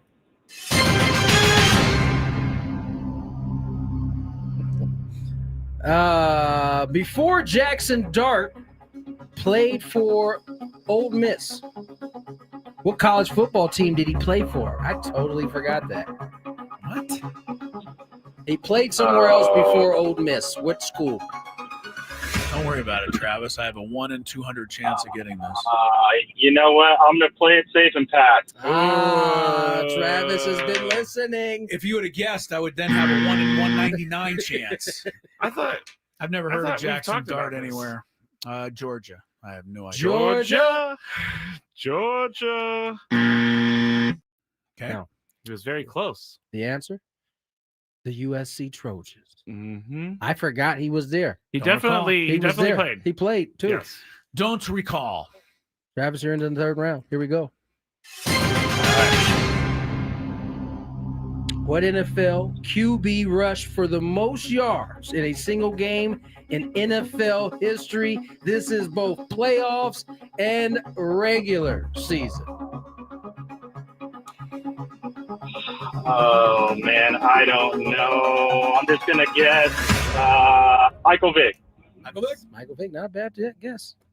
Not the right one, I think your love for me is going to end right about now, Travis, because I remember the game and I remember it well. And this is a self-serving question for Skraby's 49ers. He does know it. I believe the answer is Colin Kaepernick. That is correct. I don't know how many he had, but he tore up the Packers one night. 181 yards. Oh, he just ripped them ran to up and down the pieces. field. Yeah, it was one of those things, too, where Aaron Rodgers, is he going to get another Super Bowl? And it was over. No, it was over before it started. Yeah. I remember it. Sorry, Travis, but good plan. Appearance there. But no cigar. Yeah. All right, let's go to our contestant number 2. Next contestant. You know what? We haven't had Brandon from El Cajon Brandon, we haven't had you in a while, my man. How are you? I'm good, guys. How are y'all doing? We're doing pretty good. good, Here we Brandon, go. as always. First question. What villain is the star of Nightmare on Elm Street? I can't say I've ever seen the movie, so I will pass and I'll probably leave. Oh, no. Passing it to one Chris Ello. Nightmare on Elm Street. Freddy Krueger, and I saw this movie before my roommate Brad did. He watched it, and we had a couch that was out kind of in the middle of the living room. It wasn't backed against the wall. Oh, he was focused on the end of the movie. Oh, gosh, no. He was like glued. The final scene of the movie, an arm reaches through the front door and yanks the girl through. Yep. The second that happened, I went up behind him and put my arm around his neck. Wow, that's messed up. That's diabolical right there. When my sister was younger, she was watching a movie, a scary movie, and I went outside and I knocked on the windows and scared all of her friends. It was I great. actually saw one that was even more funny than that, and I'll tell it after we gotta get going here. Question. Oh wait, I'm sorry, Brandon. Sorry, Brandon. By the way, Nightmare on Elm Street original still holds up. Yep, it's great. Let's go to Rich. Although I just told everybody the last scene. I mean, it's been out for like 40 years. It's been out forever. I think it's all right. Yeah. Who's our next contestant? Rich. Rich, how are you? Welcome to the show. I'm good, fellas. How you doing? Good, Rich. Here we go. First question. Skraby, you're on one with these. What do witches use for transportation? Well, they use a broom. Thank you, Rich. Of course. A broom. Question number 2. I'm in my Halloween. Yeah, you are. Let's stay with your Halloween theme here. Question number 2. What is the name of the main character in Nightmare Before Christmas? Isn't Jack, isn't it? Jack There you go. works. I'll Jack give it to you. Skellington. I love Jack Skellington. He's great. I'm glad he got it because I didn't know. Have you ever seen it? No, I'm not a Tim Burton guy. I can see. I I can see that. Yeah, for sure. Question number 3. That's a good one right here. Which current NFL quarterback leads all active quarterbacks in game-winning drives? Current. Oh, man. Game. I would say Josh Allen. Josh He's Allen. going to go Josh Allen. Stay there. Got your buzzer. Well, let's see. It's probably Hear not, ye, hear ye. Yeah, it's probably not Tua. And I'm not thinking it's Spencer Rattler either. Brock Purdy? I mean, the obvious answer. I may just go with the obvious answer here. Patrick Mahomes. Pat Mahomes boy for the win. Oh, Rich, stay there. Nice work. The answer. Joe Flacco? None other than Matthew Stafford. Oh, right. One of my friends who's a massive Rams fan is convinced that he's retiring after this year because his family's going to every single game with him this year. And they are convinced. All right. He still has it. I don't know why he would retire. Stafford? Yeah. He does. Who's going to – is it just because Stafford won the Super Bowl and Goff lost that Stafford has to always rank ahead of Goff? Probably. They literally just said, saying Goff's really good. Goff is I got a lot of love for Jared. You know what I'm saying? Like, that's actually his name. I meant to say Jeff. Yeah. I was gonna say, like, what? Who's Jared? His evil twin is Jeff. He's kind of rebuilt his career. Yeah, I mean, he's had to go through some ups and downs. Seemed like Stafford had downs in Detroit, but he was never called the reason for it. Whereas Goff was blamed for everything that ever went wrong. It doesn't Rams. help Goff's matter that they trade for him, and in the very next year, I understand. he gets him over the hump. I understand, but Goff can throw a pretty mean pass. No. By the way, have you guys seen all of this craziness with PFF? Pro Football Focus? Yeah, no, Pro Football. Yeah, is that what it is? They do all these rankings. It's not the Florio thing. Oh yeah, Pro Football Focus. Yeah, they're coming under some fire. Well, for what? Well, I think in terms of stats, they're like the creme de la creme, like that. I do know. Well, I know on Sunday Night Football they use it. They have started to rank players. Yes. And I believe it was Chris Long. He has a podcast. He was former defensive end. Was going in on PFF and their ranking of players. They had Patrick Mahomes. Oh my gosh! They had Patrick Mahomes ranked as the 16th best quarterback in the league, and he was making a point. He was making a point like, yo, if I'm like a new fan to this, and I'm thinking Patrick Mahomes is the 16th best quarterback in the NFL. They had one dude ranked at his position like dead last. It was one of the offensive linemen for the Kansas City Chiefs. Well, I typed in PFF controversy, and the first thing that popped up was Caleb Williams was ranked a lot lower than Justin Fields, who had basically negative passing yards. Right. And so I know it was a big subject because they were covering it everywhere today. So I didn't know if you guys had heard anything about it. No, I know that on Sunday Night Football, I think Chris Collinsworth is with them somehow, and he uses their PFF. Yeah, I think. Yeah, so when they do the offensive line, that they put the player up, they put the position. Now they put these ranks. They'll say like 10th of 92. Yes, and that is stirring up a lot of controversy. It seems Well, like. Chris Collinsworth himself doesn't think Patrick Mahomes is 16th. He's a deity who walks on water, according to Chris Collinsworth. So, this guy right here, I would trust him with my life. You need to do emergency surgery, I'll let him. Give him the scalpel. Yeah, he probably would be good at it. We'll try a little traffic. We'll try a little break in the action, and then let's come.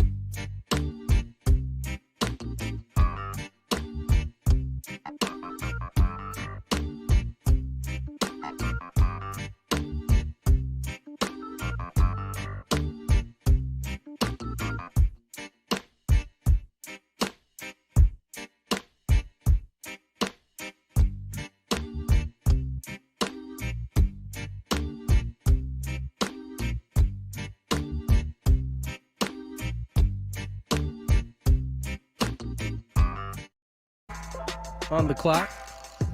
Tony Gwynn Jr., Chris Ello, Matt Skraby. All right. Tony cleans the shower.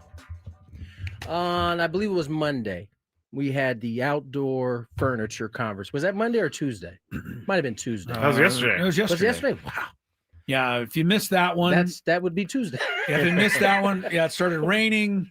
Yeah. We have outdoor furniture. My wife, every time it rains, has me bring the outdoor furniture in out of the rain. I do it despite the fact I don't agree with it. Right. To me, leave it out there. So to continue down that path. Yeah. Got up this morning having an issue with one of the toilets in the house. Okay. So I called the plumber. We're also having a little bit of a drainage issue. Plumber needed to come. He needed to come back. Upstairs bathroom, I believe Upstairs you said. bathroom, Yes. downstairs bathroom. But this was the upstairs bathroom. Yes. Well, yes, the shower is in the upstairs bathroom. Right. So call, make the appointment, come in the house, tell my wife, hey, Plumber's coming tomorrow. Expecting to get a pat on the back for having called the plumber Kind of. and having him come over. Kind of. Yeah, right. You Yeah. did your thing. You did good. Hey, on my own. I didn't have to be reminded, told, That is really a got up, bonus. was like, you know what? I need to handle this today. Yeah. Let it slip through the cracks. It's Wednesday. I should have done this Monday. Nevertheless, I'm going to get it done today. Got up, got it done. Let my wife know. And she goes, oh, that means the shower needs to be clean. And my first instinct was to say, why? But I did. I've learned. It was my first instinct, even though I'm usually in the same situation. I've learned. I knew exactly where my wife's head was. Shower needs to be clean because the plumber's going to be coming into a bathroom where that shower is. 100%. And God forbid the plumber Chris already knows where I'm going scoped it with all it. out. But the plumber is, when he leaves your house, is going to alert everyone he knows that the Gwynns have grout in their shower that they don't clean. So, yeah, what did your boy do? You cleaned it. I got to clean it. Got the scrubs out. Got in the corners. Little soft scrub. There was some chemicals going in there too. Did you have to? I mean, I was thinking about the walk up to the shower. Did you have to clean the hallways and the stairs too? Not yet. Surprised. Not yet. We still got some If time. she's listening right now, she may tell you to do that. But I couldn't help, as I was scrubbing away, thinking about the outdoor furniture conversation we had. What I would like to know from the young ladies out there in the audience, and we do have great ladies who listen. Oh, Cole just said he heard that the Gwynns don't clean their showers. Yeah, right. The plumber told him there's grout. I would explain to us why this is. Like, tell us what we don't get. Wait, real quick before you get. I came in and I started to tell the story, and I took a look at Chris, and Chris was almost like mouthing the story before I had because even told it. He's been married longer than you have, so he knows. So yeah, but what is the reason for this? Why are you so worried? Because we are certainly not. Why are you women so worried about what some plumber might think of your shower? First of all, he's not even looking at it. He's got his own job to do over here.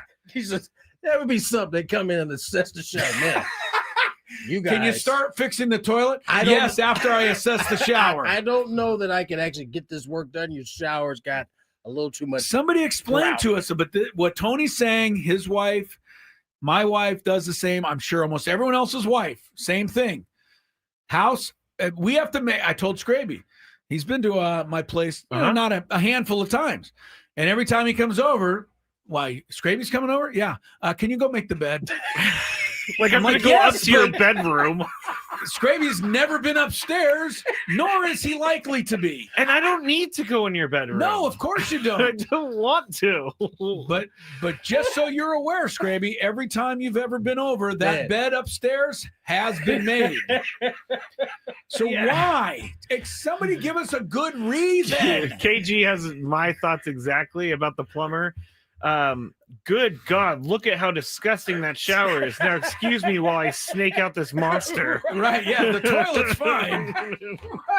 They deal with much dirtier things than a shower. Yeah. I'm proud of myself because I did. No, you just avoided you avoided a situation. You avoided a situation. You really? I didn't. I was like, when I did ask, this was my response. I'll do it. Just where's the stuff? Where's the stuff? It's easier. You're going to have to get the stuff anyway. I'm not going to be able to do this. All right. TJ responded. Honestly, some lady listening, get on the chat, please, and just give us at least some explanation in your mind as to why cleaning out the shower matters when the plumber's coming over to fix the toilet. Right. Because I don't even have a good answer to it. Now, to be fair, he was going to go into the shower. He's got that's where the drain issue is happening. All right. Well, that's still not fair. Cole said I had to vacuum upstairs before the AC guy climbed in our attic and made a mess. I had to do that one too. The only thing that I can use to put myself in that situation is when we were little, my mom used to make us clean up before the cleaning person came to the house. We've had that conversation on I did it. I straightened up the house this morning. Yeah. I'm like, why am I vacuuming when they're literally just going to vacuum? Yeah, we don't have to vacuum, but Lori likes the house a little neat before the cleaning lady comes over. 100%. And which I answer the same thing you just said, which is why is she coming over for then? years I used to argue this, and then I realized it's not worth it. Yeah, I'm not going to win. We're gonna straighten up the house anyway. One way or another. Either we're both going to do it and it can be kind of harmonious, or she's going to do it and be irritated the rest of the day. Now, I just want an explanation for why the shower needs to be cleaned from a lady out there to explain.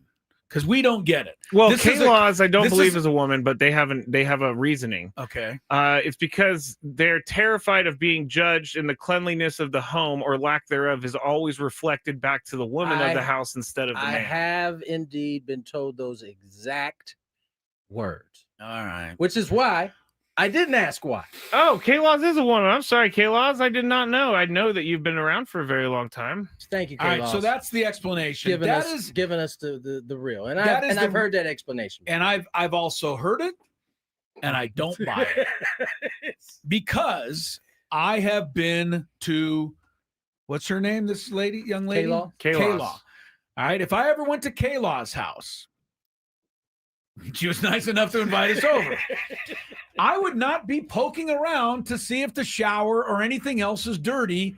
And if I did happen to see a leftover toy from one of the kids poking out from underneath the couch, right, I would not think that K-Law is a messy person because of that. Yeah. But they think we would think that. I don't know if they think we would think it. They definitely think it. They definitely think it themselves. Yeah. So whenever I get into a marriage or something, I feel like I'm gonna learn the hard way. You will. Well, if you you would learn the easy way. But I don't want. But there's something about it that I don't want to be told I have to clean before someone's coming in. So I have to make that. You're gonna have to get. Then guess what? That crappy comment of. I'm gonna have to make that crappy comment of why are we doing this when they don't care. It's not a crappy comment. It's just a comment that gets you nowhere. Gets you nowhere. You're gonna realize after 30 some odd years, like I have, that it gets you nowhere. I was the guy in college who used to go to places that was so dirty that I would leave because I did not want to be in that environment. I went into a bathroom one time. There was a cockroach on the floor. You are a clean type of person, but you would not clean. Right? But you would not. You would not scrub the grout in your downstairs shower if I visited and was likely to use your toilet. If it was gross, maybe. But yeah, okay, but it'd have to be like bad. It would be bad, but I will look through so much like what do they got going on over here? You probably would. I wouldn't go through anything. All right, I got a question for you, Skraby. Before we go to break, you can think it over. Have you ever either done or thought about poking through somebody's medicine cabinet? Don't answer. We'll answer on the other side. More Gwynn and Chris, Big Five coming. Ben and Woods.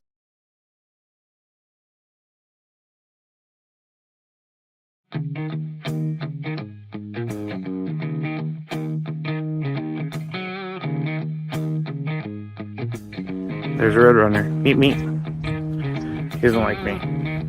I guess I wouldn't like me either if I was chasing me. As you can see, I'm all Aztec'd out here at the Aztec Baseball tournament. It's the SDSU Baseball Alumni Tournament. Right now, we are 1 under in the scramble, and Chris is playing well, Tony's playing well, but our ringer, Jack Townsend, is playing really well, so.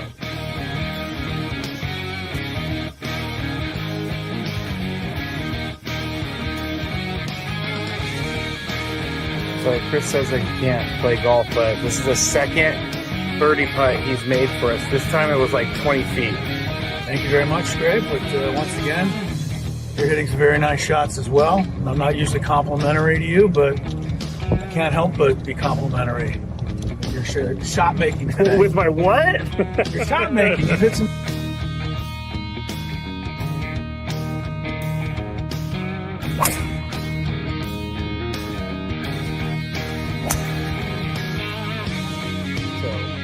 We are leaving 10 now, and it's getting really windy. It's actually kind of cold. I'm not gonna lie, I know we're in San Diego, but we're 3 under as a group. We just got off the birdie, and I just hit my defense.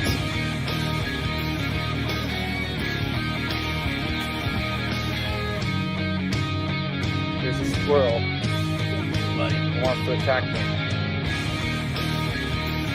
Squirrely! We just got our second birdie of the day thanks to this guy. Yeah, a 4-footer after. It was a 5-footer. After our pro drove it 300 to the front of the green and then chipped it within 5 feet. Uh-oh. Scraby, don't feed the animals. Don't feed the animals. I do feed animals, but Chris made a birdie putt. Leaving the golf course. And we ended up shooting 63 once everything was accounted for, since it was a scramble and we had an SDSU golf player, Jack Townsend.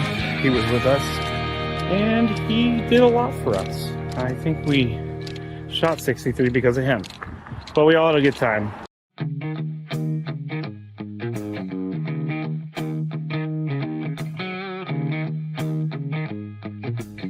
There's a Roadrunner. Meet me.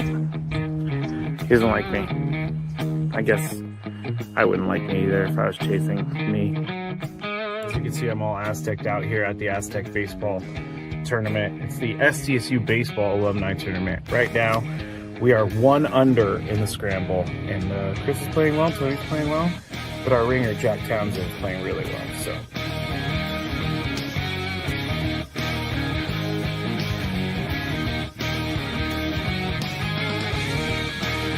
So Chris says that he can't play golf, but this is the second birdie putt he's made for us. This time it was like 20 feet.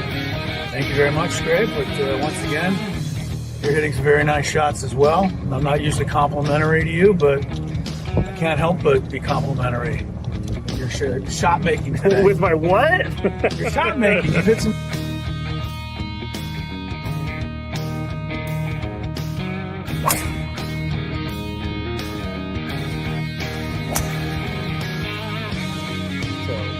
We are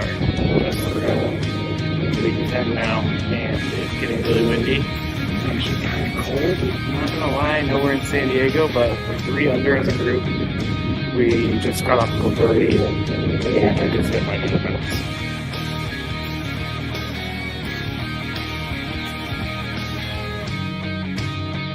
There's a squirrel, but he wants to attack me. Squirrely!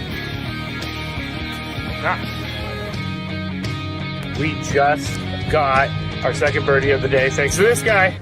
Yeah, a 4-footer after. It was a 5-footer. After our pro drove it 300 to the front of the green and then chipped it within 5 feet. Uh-oh. Scraby, don't feed the animals. Don't feed the animals. I do feed animals, but Chris made a birdie putt. Leaving the golf course. And we ended up shooting 63 once everything was accounted for, since it was a scramble and we had an SDSU golf player, Jack Townsend.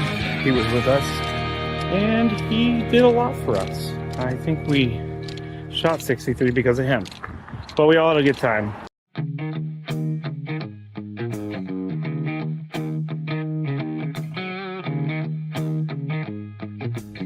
There's a Roadrunner. Meet me. He doesn't like me. I guess I wouldn't like me either if I was chasing me. As you you can see I'm all Aztec out here at the Aztec baseball tournament. It's the SDSU baseball alumni tournament. Right now, we are 1 under in the scramble, and Chris is playing well, Tony's playing well, but our ringer, Jack Townsend, is playing really well.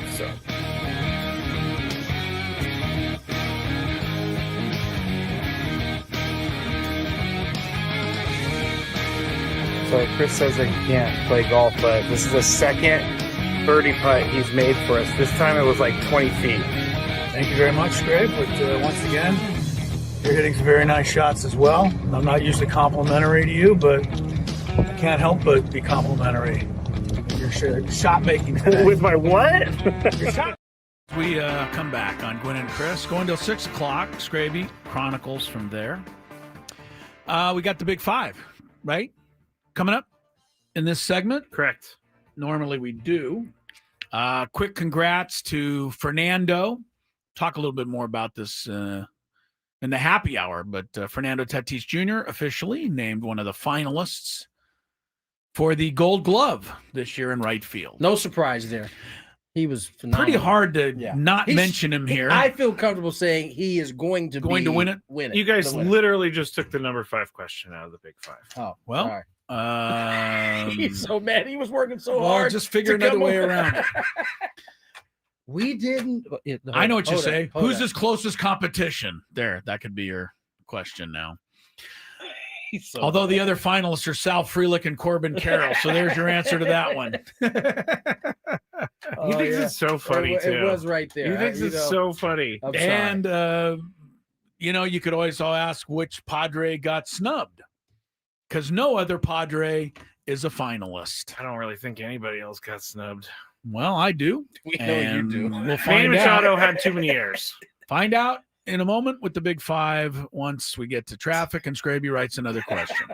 From the 855 Get Ross Traffic Center, protecting San Diego after accidents or injury, here's Kelly Danick. This game day traffic report is brought to you by Crystal Geyser, Alpine Spring Water.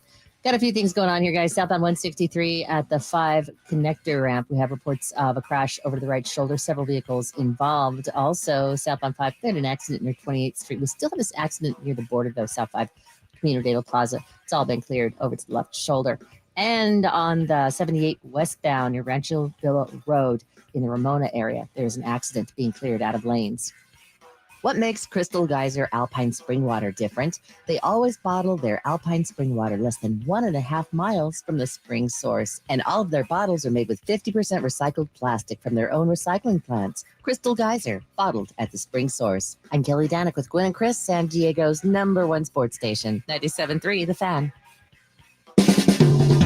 It's that time of the show when we check on the latest in sports. Only the most important topics and questions are brought to light. Stop what you're doing and listen. These news stories will astound and amaze you. The one, the only. Oh my God, who the hell cares? The Big Five starts now on 97.3 The Fan. Big Five is brought to you by your local Kia dealers. Visit kia.com to discover movement that inspires. All right. I'm going to get into the first question. Number 5.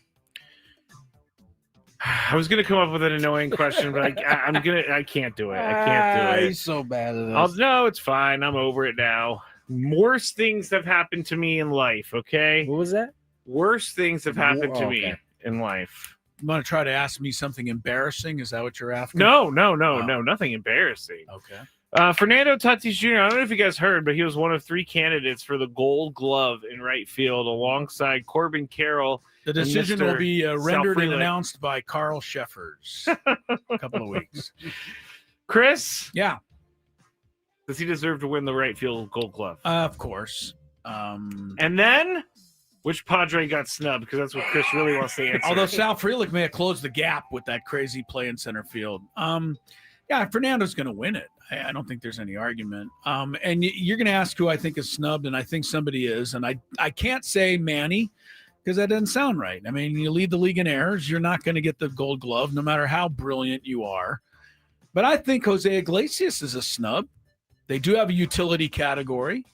Rojas, Dodgers, Javier Sanoja, Marlins, Jared Triolo, Pirates.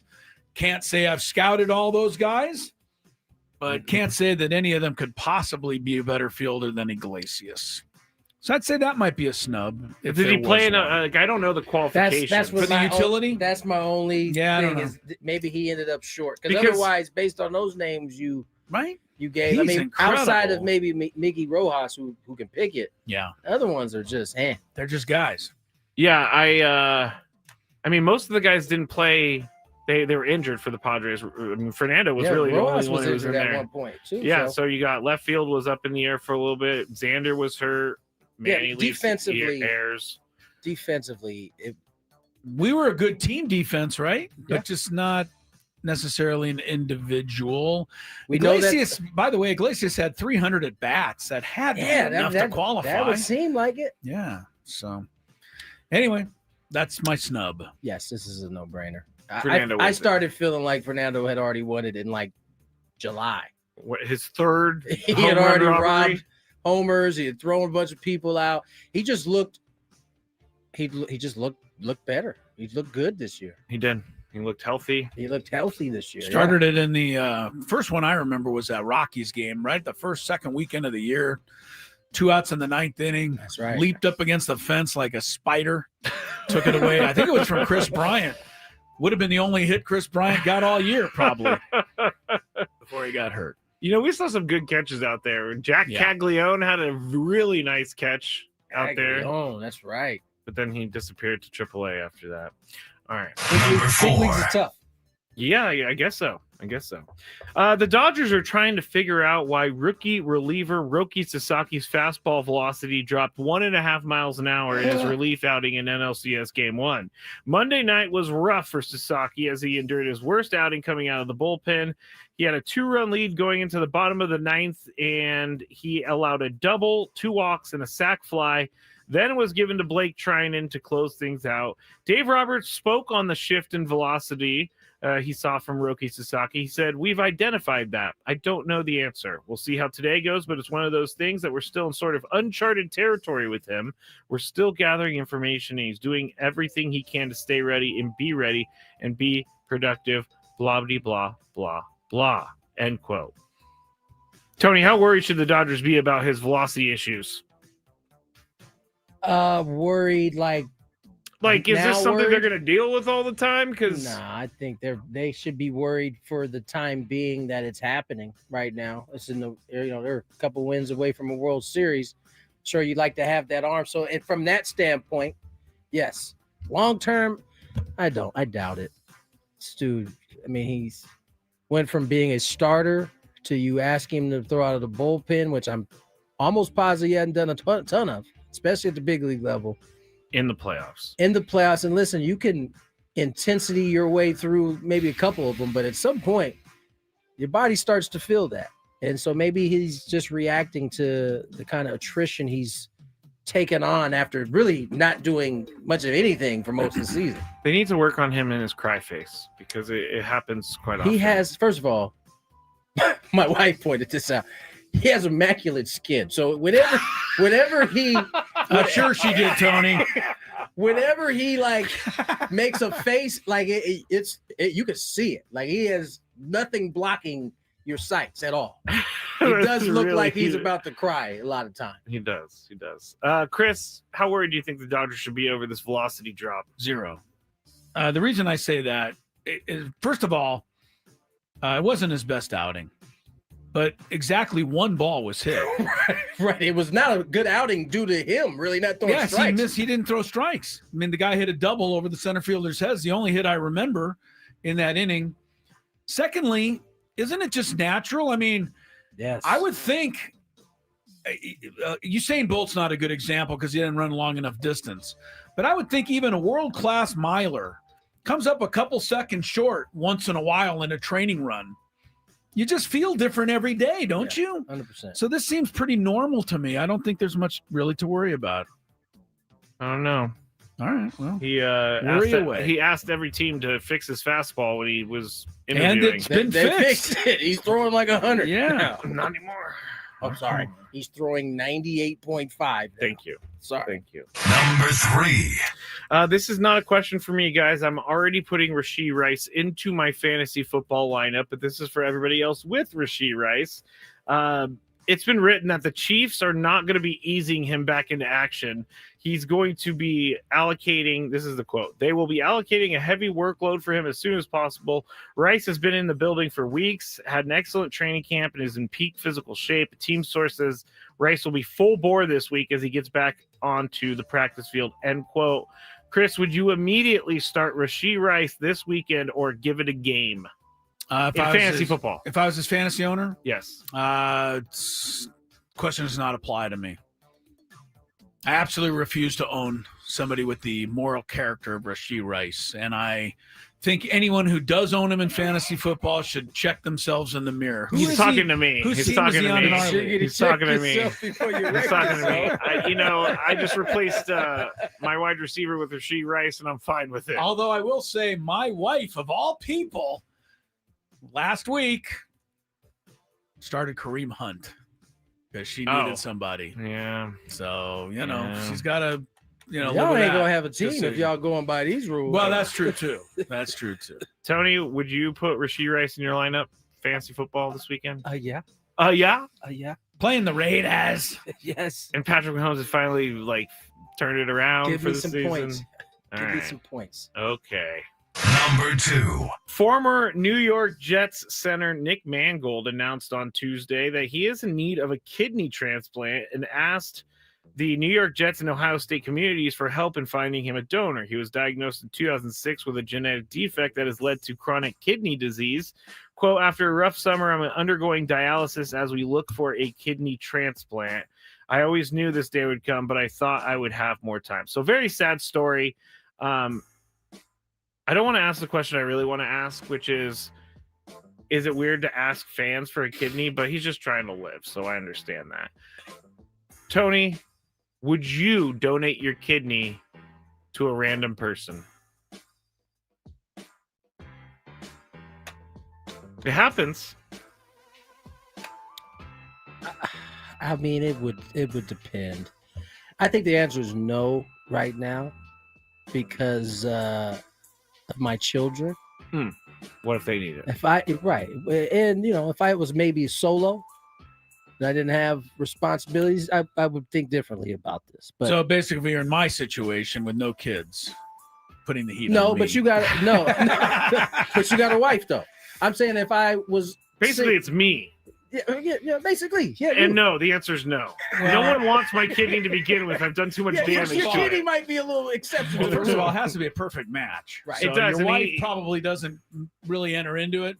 Your family certainly probably would because it might be more likely to be a match. I don't think I would do it though. It just doesn't seem like something. Would I get the great feeling of knowing I saved somebody? I think imagine so. I would. I will say this. I was a little closer to this than ever before because a friend of ours does need a kidney. And finally, I did find a match after like 2 years of dialysis. And from what I understand, dialysis is like every other day it's for like time-consuming. ever. Yeah. So, I think if I'd have to know the person though, I think, and see their struggle a little. I hate to tell you. I was watching a show on Netflix, and it was kind of about donations and stuff. And there was a guy who heard a story on the news of a kid who needed an adult who needed a kidney, and he did not know this person, and he was the match. It was a rare thing, and he ended up giving his kidney to this random person, and they're like best friends now, and That's they hang out fantastic. all the time. That is really a great story. There's other people who donate hundreds of thousands of dollars to causes that I wouldn't donate to. Not that I wouldn't kind of think it's a nice thing to do, but it's I'm very being pretty honest here. very intense unfortunately. thing. It's a very intense thing to decide to. It's typically not a question that you're having to answer under the clock here. There was a funny one. You get some time to think about it. It's a great Curb Your Enthusiasm where both Larry and Jeff are asked to donate a kidney to Richard Klein. Oh, yes. And neither of them want to do it. And so they get to the front room. They're going through the motions. They're going through the motions of, I don't want to do it. And what's his name? the guy I can't remember their friend, but he organizes a game of Rochambeau to see who's going to have to donate the kidney, and of course Susie walks in and goes, "What are you guys doing?" And we're Rochambeauing to see who has to deal with kidney. He's not donating a kidney. Talking about her husband, and of course she starts with the language. That's classic pretty funny. moment. Number 1. All right, I'm going to skip my number 1 question I had in there. Patrick Mahomes is now the top vote getter for MVP in the NFL. Who cares? Chris asked me a question before we went. Wait, he is? Yes. He's ahead of Baker Mayfield right now? He's ahead of Baker Mayfield and Josh Allen. Voted by who?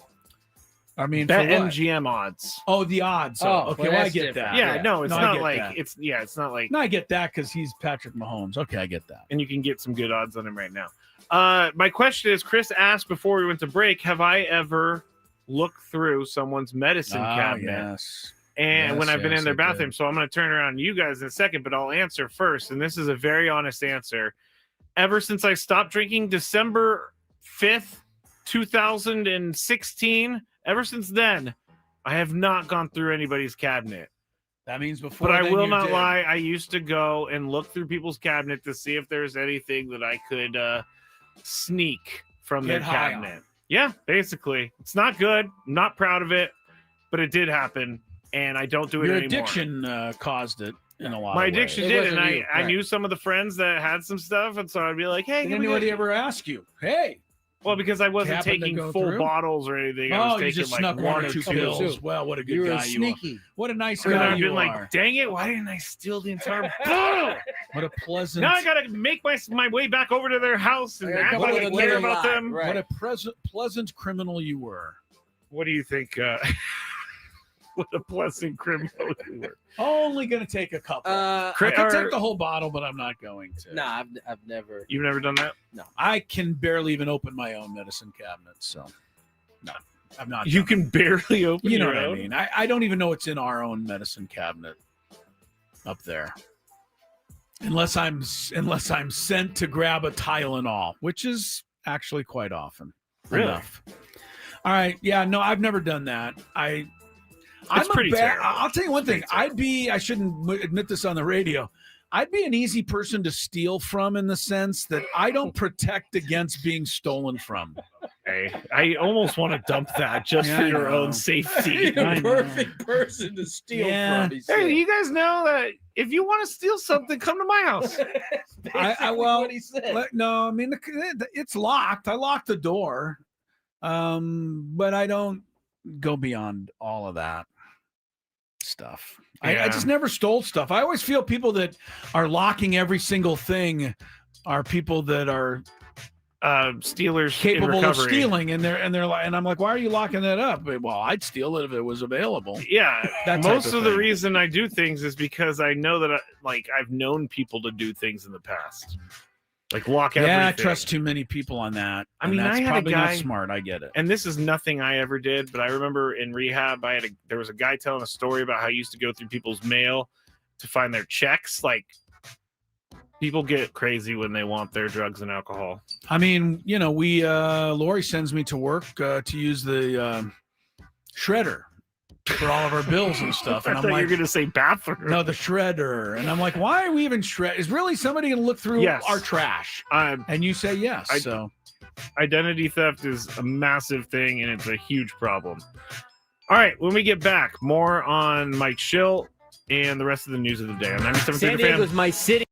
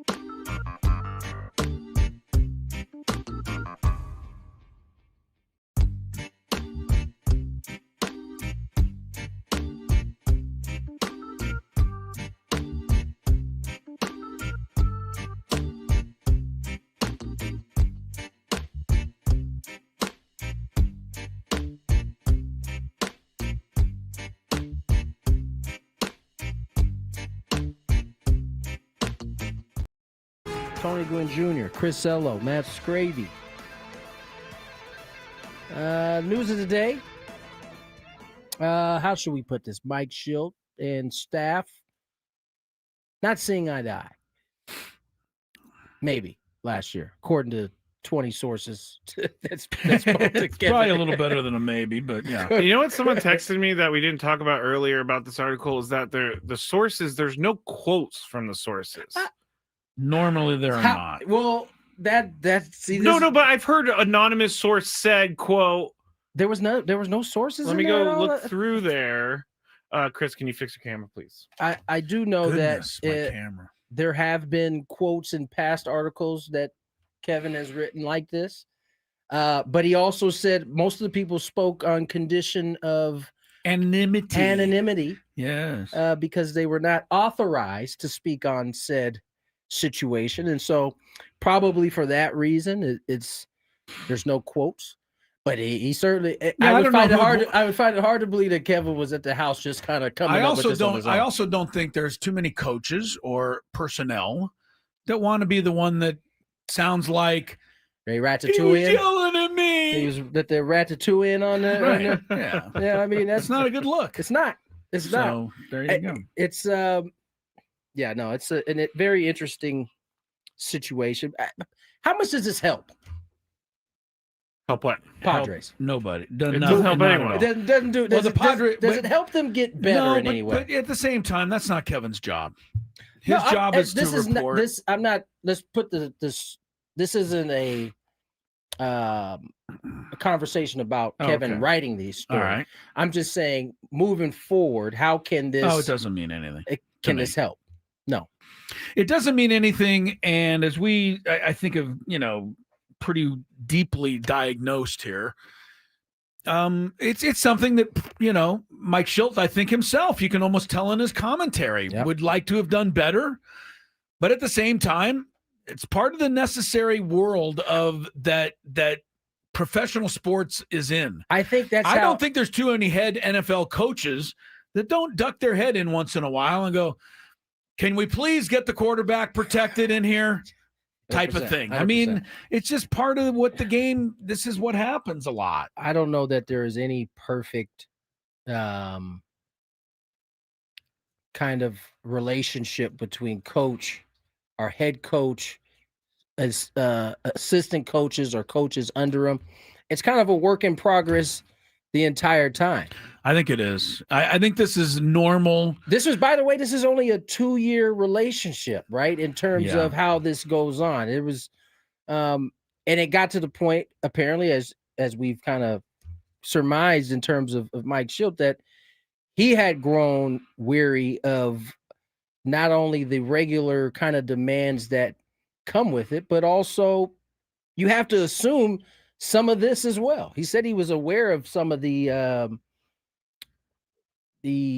Discord. Discord is the word he used the word Discord. Yeah. So he clearly knew some of it was there. Here's the part where I'm seeing it, and you're right. I mean, there's not usually quotes, but nearly 20 sources, 12 of them who work with Shildt on a daily basis, have in recent months characterized Shildt as unyieldingly demanding of his coaching staff. So basically what I'm saying is there's not one quote in here being like he was hard to work with, said an anonymous source. And I'm not saying that Kevin AC made it up. I'm just saying, is this because Mike Shildt left? Or is this because people want to? I don't think you should. I honestly don't think you should. If you're a reporter worth your salt, I think you should get the information that he got on the condition and anonymity.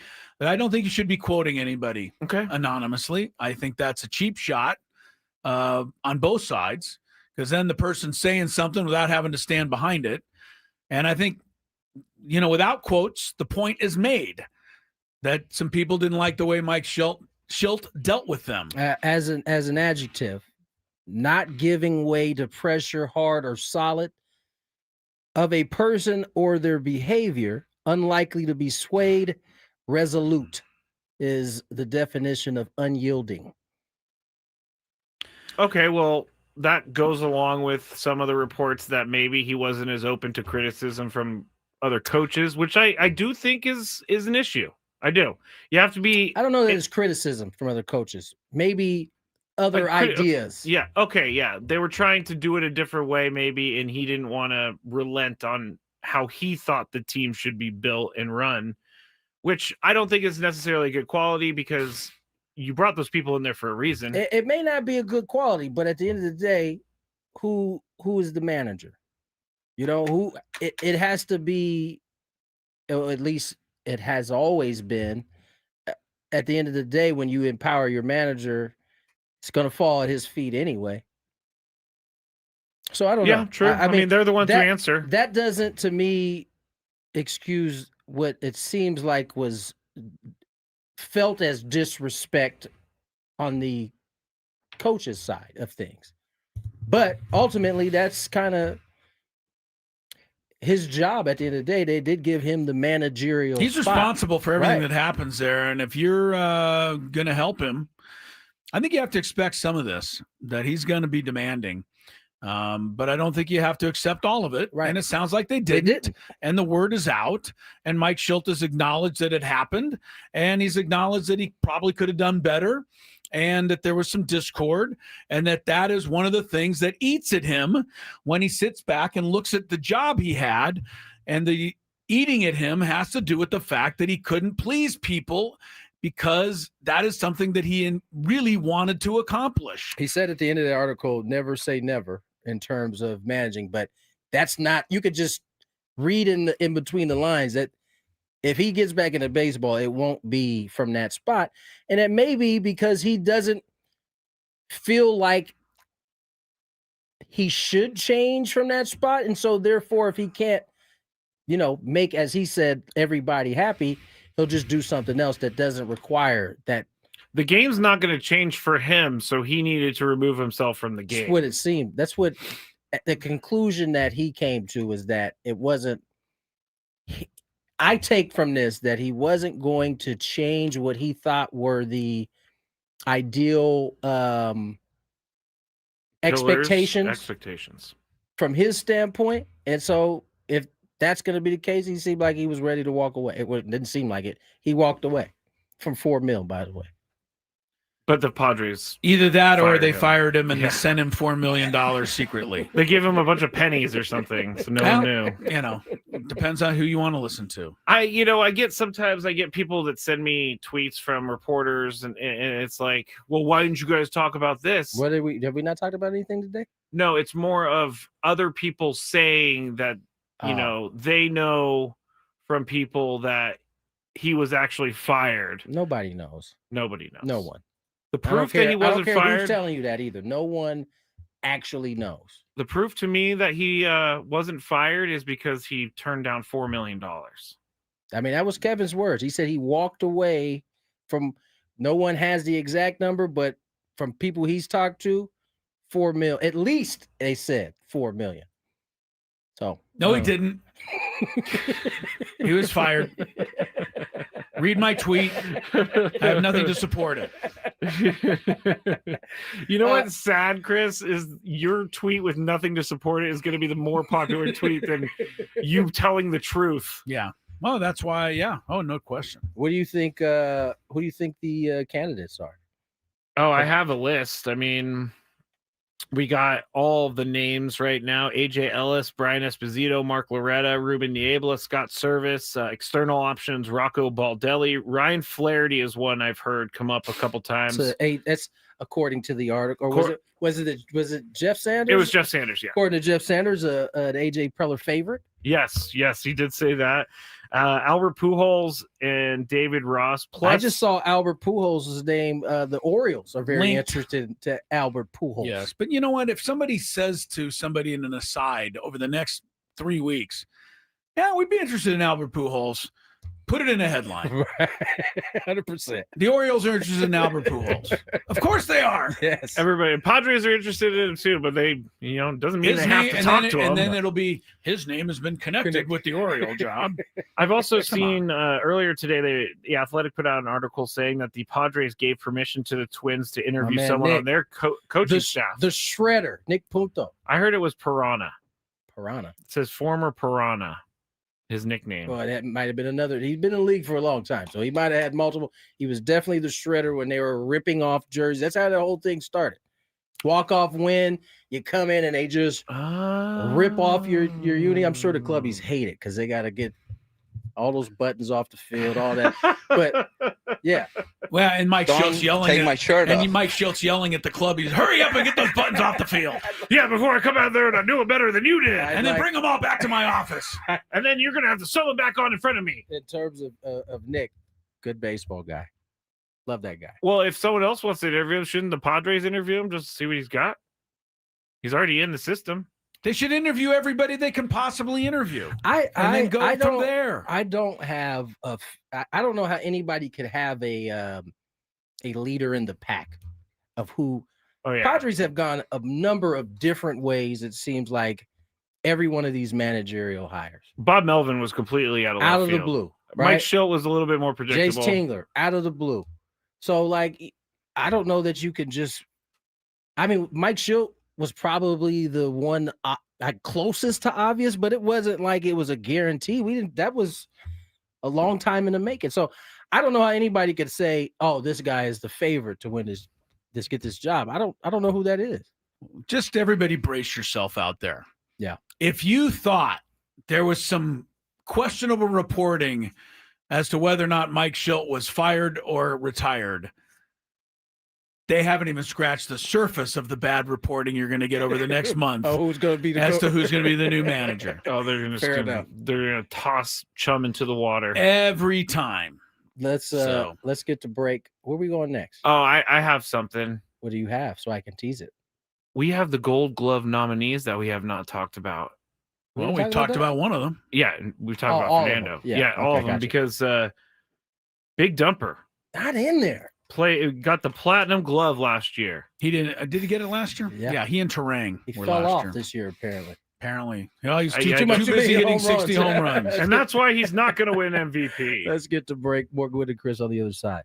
From the 855.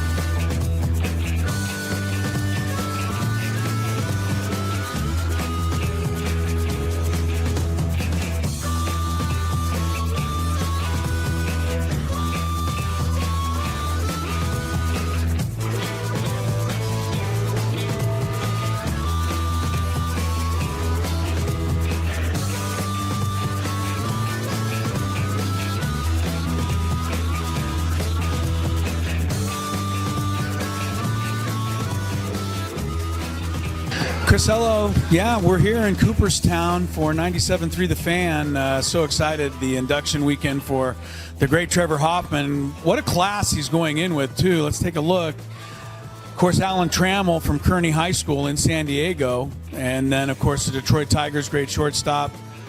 Jack Morris in a Tiger uniform there, but I always remember him pitching that 1-0 shutout in Game 7 of the 1991 World Series for the Minnesota Twins. Maybe the greatest postseason pitching performance of all time. Chipper Jones, Padre fans remember him. Every fan of a National League team remembers him because he would come in and do damage to that team. Only the second number 1 overall pick in the Major League Draft, Chipper Jones, to be inducted into the Hall of Fame. The other is Ken Griffey Jr. Vladimir Guerrero. Never met a pitch he couldn't swing at. And powerhouse hitter for the Expos and then, of course, the Angels at the end of his career. Jim Thome, over 600 home runs, mostly with the Cleveland Indians. And then, the guy down here on the end who used to get all these guys out all the time, Trevor Hoffman, the greatest Padre reliever of them all.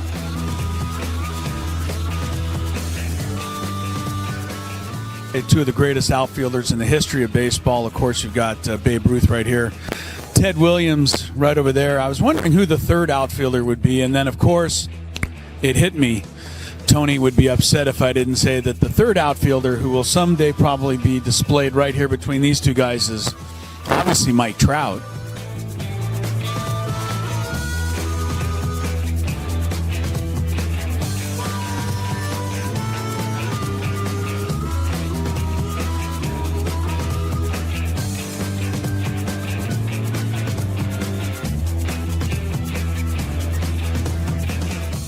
And this is the San Diego Padres locker room here in Cooperstown.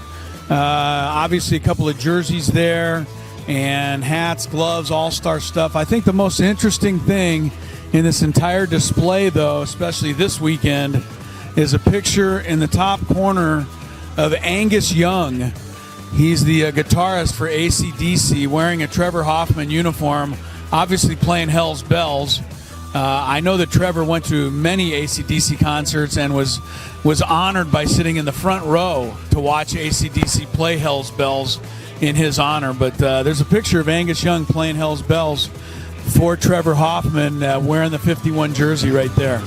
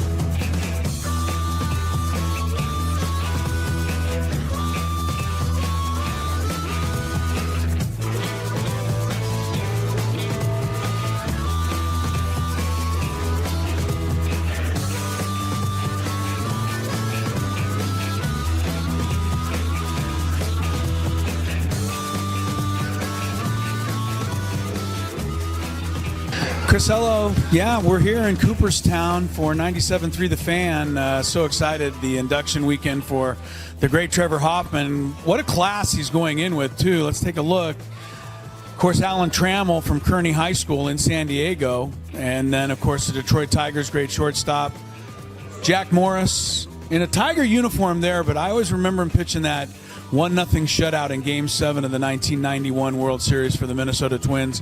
Maybe the greatest postseason pitching performance of all time.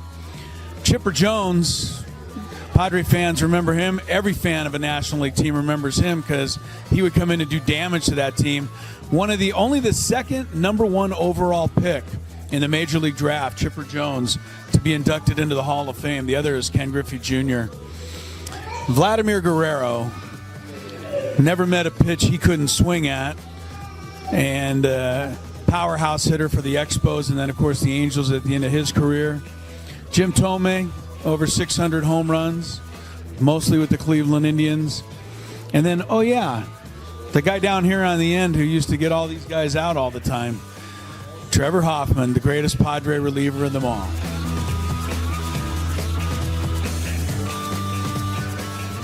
Two of the greatest outfielders in the history of baseball. Of course, you've got Babe. Championship Series underway. Blue Jays failed to score in the top of the first. Mariners batting. More importantly, Jacksonville State 21-0 over Delaware. At least somebody in the state of Florida can play football. By the way, that's not fair. The Buccaneers are right now, guys, the #1 rated team in the ESPN Power Rankings. Do you ascribe to that, Tony? I'm not mad at that. I think they deserve to be at the top spot, the way Baker's playing. It's interesting because they are #1, and this week they play the Lions, and the Lions are favored by 5.5 points, which I think underscores the point that most people still think the Lions are better than the Buccaneers. I would agree with that still. Yeah. And also the Buccaneers are going to be, they talked about it today a little bit. Egbuka, unlikely to return. They're hoping maybe Mike Evans can practice later in the week, but Tampa Bay is going to be down potentially all three basically of their receivers, plus their starting running back. The Panthers got a little bit of a conundrum this year. This week. Hubbard returns. Chuba Hubbard. Chuba Hubbard. I think it's just Chuba. It's Chuba. Yeah. Chuba returns back. When you say Chuba Hubbard, I think of Hubba Jubba. Oh, the old umpire. Oh, wow. I thought you were talking about gum. Hubba No, Bubba. I knew Tony would know who I meant. That's a throwback, man. That's a throwback. Old umpire and the old local umpire. Yeah, he used to come Bob in. Moss was his real name. Heavy set umpire, and he'd come out on the field. Hubba Jubba. He'd come out. And anybody who's played baseball locally knows what I mean. 100%. Yeah. 100%. Yeah. Yeah, so Hubbard returns. You've had my man going off the last 2 weeks. Dowdell told the Cowboy. Dowdle. Sorry. Is it Dowdle? Rico Dowdle? Yeah, I'm pretty sure it's Rico Dowdle. Right. I've never heard Dowdell. Maybe I'm wrong, I think though. you're right. It's Dowdle. He told. I did tell you guys it was yes, you Devonta Smith instead yeah, I of was Devontae. convinced for like a year that it was we still get Devonta. it wrong. So you can't trust me. So yeah, they got to figure out who's going to get the touches. As well, I also thought it was funny in more NFL news. Mr. Pickens, wide receiver for Cowboys. Jorge Pickens. Jorge Pickens. According to this, Dowdell, DOW capitalized / DIL. Dowdell. Yeah, you're right. I tried to get to fit my narrative. Yeah. Dowdle. You're fitting right into 2025. Very well. Right. Pickens, Jorge, as you mentioned, non-committal on his future with the Cowboys. I think he's learned a little something from Mr. Pearson. Mr. Who? Micah? Oh, Parsons. Did I say Pearson? Yeah. Did I say Parsons? Yes. Yeah, he knows that he doesn't want to say anything. No. He Keep it close to the vest. I think he's very good. Pickens He is good. Yeah. He's volatile, but he's good. Playing great. Volatile's a great word. He'll lose it all of a sudden. But he's a shiny object. Dolphins should be along with a $20 million offer anytime now. Okay, so where are we going? We're going to do something here. Gold Glove yeah. nominations. Let's get where you got on these Gold Glove nominations? Who are the players? All right, where do we want to start? We already did right field. Let's just do the outfield. We got the whole outfield, didn't we? We just got right field. But didn't we also say that Sal Frelick? Oh, He these was are right all field. right field guys. All right fielders, okay, give us center field. Okay, center field is not Jackson Merrill. It's PCA, Victor Scott of the Cardinals, and then Jacob Young of the Nationals for the National League. I could all three of those guys. PCA is going to win. Center field? He's got the brand name. Yeah, I don't know that it matters anymore in Gold Gloves. It used to matter. I can't think of. I mean, these are coaches that vote, aren't they, or players? I'm not sure on the Gold Glove. He had a plus 21 outs above average, was second overall in baseball to Bobby Witt Jr. PCA. PCA cannot get the award after that one play in St. Louis. I hold a grudge. A stupidity grudge. I did think on the Jackson Merrill tip, I thought he was better defensively this year than he was last year. Probably. And that was play. Yeah, he didn't get to play as much for sure, but I saw an improved Jackson Merrill defensively in center field, and I only think that's going to keep getting better. He'll be in there. Give him another. I think this next year could be the year he gets on that list. Left field. Unfortunately, Gavin Sheets is not on this list. He did run into a wall this year. He did. He also got better. He did get way better. Way better. Oh, we got something happening. Oh, Julio. Oh, I was hoping it was Jorge Polanco so much. He's still going to hit. 2-run home run for Julio Rodriguez here early. Bottom of the first. There you go. Mariners are just crushing. Left field, Ian Happ of the Cubs, Tommy Pham of the Pirates, and Kyle Stowers of the Marlins. Happy to see Tommy Pham in there. I don't recall him ever being thought of as a great defender, honestly. Certainly. Who was the first one? Ian Happ? Ian Happ, yep. Neither nor Ian Happ. Wow. Neither of them have ever been known for that I know of. I see the games I've watched Ian play left. He does not look like a Gold Glove type Comfortable guy. outfielder. But he also playing in Wrigley, which is not an easy place to play the outfield. Who we got in the infield? First base. First base, we got Bryce Harper. This is a stacked one. Bryce Harper, Matt Olson, Spencer Steer. Man, didn't see any of those three either as defensive stalwarts. Give me the second base.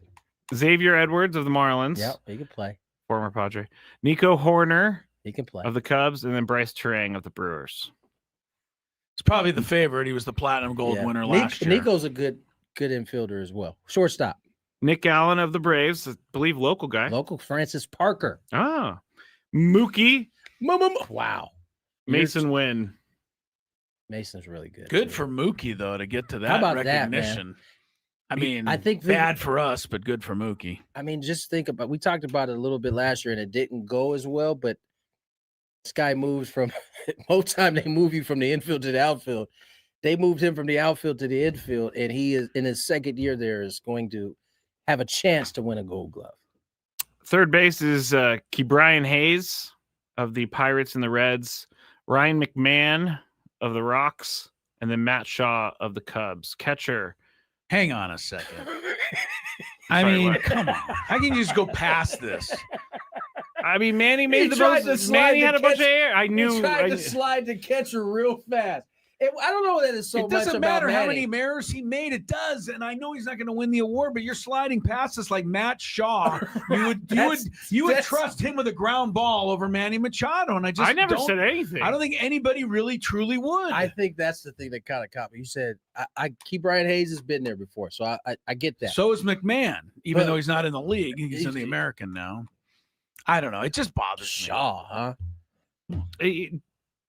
Did he play the full season at third base? Has Matt Shaw ever thrown anybody out from the steps of the Cub dugout on the third base foul line? I don't think he has. I'm not sure, Chris. I'm not sure. I move on. Catcher Go Patrick ahead. Bailey of the Giants, Carson Kelly of the Cubs, Luis Torrens of the Mets. Luis Torrens, a backup. Go ahead, Luis. He's a backup. Are we really underwhelmed with these? I'm kind of underwhelmed. I'm not gonna lie. I don't understand it. Backing up, he's not even a starter. I mean, he started maybe half the season while Alvarez was in the minors. That's true. He did go to Syracuse. There may not be the guys that played every day anybody that was good enough. Wow. Defense. See, in the past, I would have chosen Freddie Fermin over that. Honestly, in the past, if that's the case, Freddie's probably on the American League side. You know, if McMahon is still on the National League side, he's not.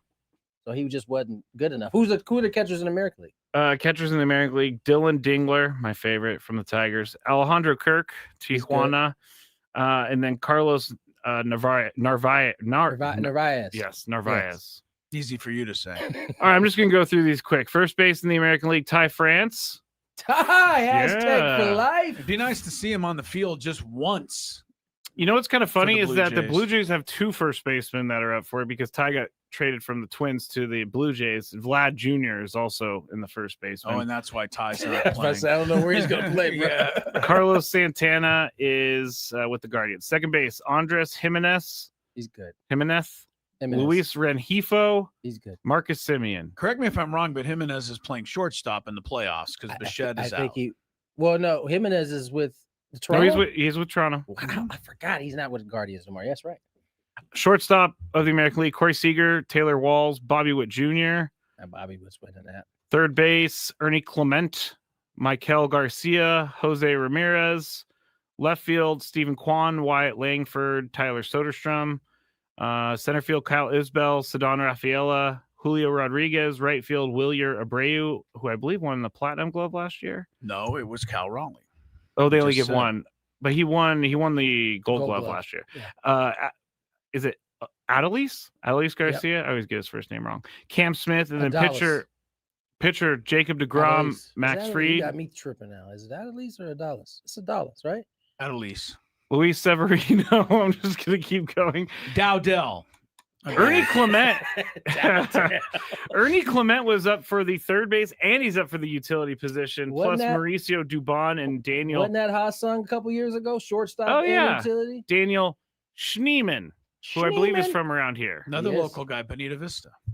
Did we miss any Got in the some San National Diego League? flavor in there. Oh, we did. We missed the pitchers, which would be Matthew Boyd, David Peterson, Logan Webb.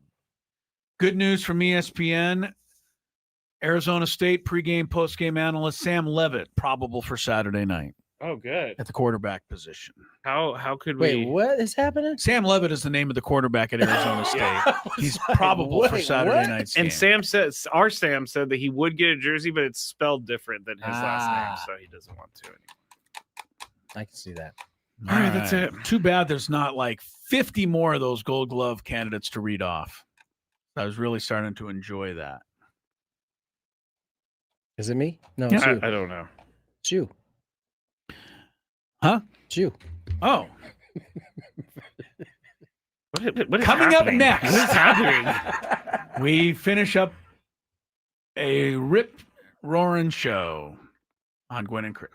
Coming up on It Thursday. has to do with average temperatures in the year 2024. And this is the average temperature, high, maximum per day, minimum per day. Huh. It is going to be your job today to find the 25 states whose average temperature is under 55 degrees. California's at 60. You're looking for anything under 55. I'm not going to let you go first. I'm going to give Tony first. Let's start with Montana. That is correct. Montana. Montana is the fourth coldest state in the U.S., 44.5 degrees average temperature.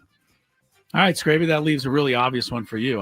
I gave Tony first, but he didn't take it. So you I can. don't know that these are that obvious to any of us. All right, Chris. Well, I think one is obvious. Alaska, I think. Thought Alaska was pretty obvious. 27.8 degrees average temperature in Alaska. 16 degrees colder than any other state. Tony's up. Washington, the state. State of Washington is on the list at 48.4. So Tony takes a 2-1 lead. Skraby, give me a cold state. Maine. Tony, you're up 2-2. How about Idaho?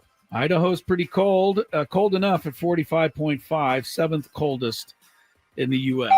Well, it's my favorite state to say. Minnesota. Minnesota. Yeah, that was kind of obvious. Same as Idaho. Minnesota, 45.5, Tony. How about North Dakota? North Dakota, there North you Dakota. go. You found it, number 2, 43.7 there. I'll take the lesser known Dakota. The South Dakota. I think it's the more known Dakota. Yeah, I would think it's more. Tony, you are up in a 4-4 tie with no strikes yet. How about Oregon? Oregon, believe it or not, Oregon's cold enough to make the list. Tony's 5, Skraby's 4. Never been here, but I knew someone from here and said it's very cold. New Hampshire. New Hampshire's cold. Tony. How about Vermont? Vermont's cold, and it's right next to New Hampshire, so that was good. 46.3. Tony goes up 6-5. How about Wisconsin? Wisconsin. I'm pretty sure that's going to be in there. Just below. Tony, you're up. We're going to move to Wisconsin's neighbor. How about a little Illinois? Oh. How about a little Illinois? Little Illinois didn't make it. You can get your first lead of the day here. A state that I've been to, a state that has beautiful scenery, Wyoming. That's number 3, Wyoming, 44.3. I can definitely second that. Laramie is like the notion, having been there every year to Laramie. It's cold. Tony. Iowa. Iowa. That's a great one. Is it? Has to be on there. 51.5. Iowa just snuck in there. I'm going to bank on the part of the state that's not attached to the paw is cold. Michigan. Michigan is a winner. Very good. The Upper Peninsula you're referring to. The pod. How about Utah? Utah, Salt Lake City and company. Yep, Park it's City. cold there. 51.2. That is correct. Tony hits it. 8-8. The only difference is Tony's got a strike. Nueva York. Nueva York. New York for Chris. It does get cold there in New York. 49 degrees average temperature in New York is Tony. Connecticut. Connecticut. What about Ohio? You ready to come up with an answer, Skraby? Ohio. Too hot. I Too know. hot. I was thinking that because it's next to Illinois, but I live Too there hot. and it snowed. Is that what you want, Ohio? Yeah. 54.9. Oh! It's the last one on there. Skraby goes up 10-9. How about a little Pennsylvania? Pennsylvania, Yeah. frigid old Pennsylvania. Frigid old Pennsylvania. Home of Philadelphia, Pittsburgh, Harrisburg, and cold enough at 52.1 to make the list. Pennsylvania, baby. 10-10. Massachusetts? It has not been said. Doesn't mean it's correct, but it is 51.2. Skraby hits a bell. Massachusetts, 11-10. Tony, you're up. Oh, man, this is hard. There are 4 left. Cold. How about Indiana? Oh. Indiana. No, Tony. It's a strike. 55.2. Indiana just over by 0.2. Some of the coldest spots in the country are in the plains. Nebraska. Yeah. Lincoln. That's all I got on Nebraska. Skraby's doing okay. That's correct. Wow! 52 degrees. Colorado. Skraby for the win. One of the most forgotten places in the United States is Rhode Island. And it is correct. Yes! Sorry, that was a lot. Does that mean I win? Game is over. Game is over! That was a stupid game. I didn't think you'd like it since it didn't win it. Those are my shoes on the glass. Sound like you're playing basketball over there. Sounds like shoes squeaking on the floor. Lack of rhythm is what that's called. I'm not going to disagree with you there. Did you say SIG? Seg. Yeah. I don't know. Got me thinking about having a dart. I don't think I'm honestly trying to think, did I ever even have a dart? It's been I've had decades. too many darts. Never in my had life. a dart. You never had one dart. You're a former professional Had some athlete. tobacco. I was going to say parents out of the Plain house. tobacco. My parents both, my dad and stepmom were heavy dart. So there was a ton of them lying around the house. They're out. You're babysitting or something. Your curiosity gets the best of you. Yeah, no doubt. I definitely had. And then you go, you cough for like an hour. My grandparents, my dad's parents, Did they were dart users. There you go. There was a time in the world in the 50s and 60s where honestly everyone smoked, and I'm sure people thought this is so kind of relaxing and fun that it must be bad for me. But there was no official proof that it was then. No, there was not. So people just kept on smoking. Tobacco was diabolical in the 50s and 60s. Yeah, so still is. They had no shame. Yeah. I mean, now it's all about what? The Juul? Yeah, they want to get them pins. Vaping. Yeah. Oh, the vaping, yeah. We had Matt Johnson join us, offensive coordinator. Good job, Tony. Was that who that was? We were just joking in the break that Chris Skraby didn't put his name on the sheet. No, do not blame this on me. This came down after the sheet was printed. Did you put his name on the sheet? But this came down after the sheet was printed. So I'm not lying. You did not put his name down on the sheet. So when I went to bring him on the show, I realized I really didn't know his name. And it was pretty embarrassing for a moment there. Dude, listen, it's not usually Chris that's on this end of the spectrum. It's usually me. That's right. And I saw Chris kind of peek his head up over the computer screen. And he needed his partner right there. I was glad I could help. I cut that out of the replay, Chris. So. Matt Johnson, offensive. Why don't you rewind and play it now that we now it's already in the computer. Oh, okay. I was going to say people probably get a kick out of it now that they know the backstory. Yeah, Matt Johnson, offensive coordinator, QB coach, joined us earlier. Before we get to him, let's check some traffic. From the 855 Get Ross Traffic Center, protecting San Diego after accidents or injury, here's Kelly Danick. What a big difference dry roads can make, guys. Just a couple things to mention here. A ladder in middle lane, South 805, right before Governor. Also, watch out for this accident westbound 8 to south on 125. It's been cleared over the right shoulder. And some debris reported in the left lane of the transition, South 125 at the West 54. I'm Kelly Danick with Gwynn and Chris, San Diego's #1 sports station, 97.3 The Fan. How are you, Matt? Yes, Good sir. to have you on the show, sir. I'm doing well. I appreciate you guys having me. We are really happy to have you, especially under the circumstances of a 5-1 start to this season. I know that the taskmaster that Sean Lewis is, you're probably not getting a whole lot of time off in this bye week. Is that true, or is he? No, he's taking care of us. Give him a little time. Good. Yeah, no, I mean, we're finishing the season 6 in a row, right? So, he was pretty adamant about after the Nevada game, everybody kind of recharging the batteries, knowing what lies ahead. We gave the guys off until yesterday, so everybody can come back, feel refreshed, and once we hit the ground running, we had practice today. We'll be going 6 straight. Our schedule has been pretty favorable with some mini buys, some actual buys, but now we're on and we got 6 in a row to go, and we got to recharge the batteries before we do that.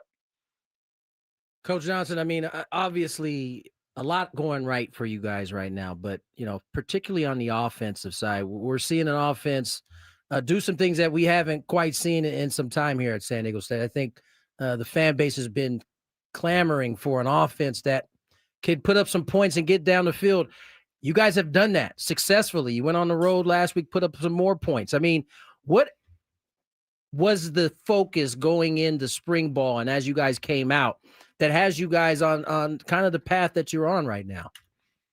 I think the biggest word that we focused on, whether we were in spring ball, fall camp, and even during the season, the word for us has been explosive. Like how can we create explosive plays, whether that's, just getting the ball in a playmaker's hands or, us as coaches trying to come up with a scheme that we feel really good about. When you look at us last year compared to this year, that's been the biggest difference.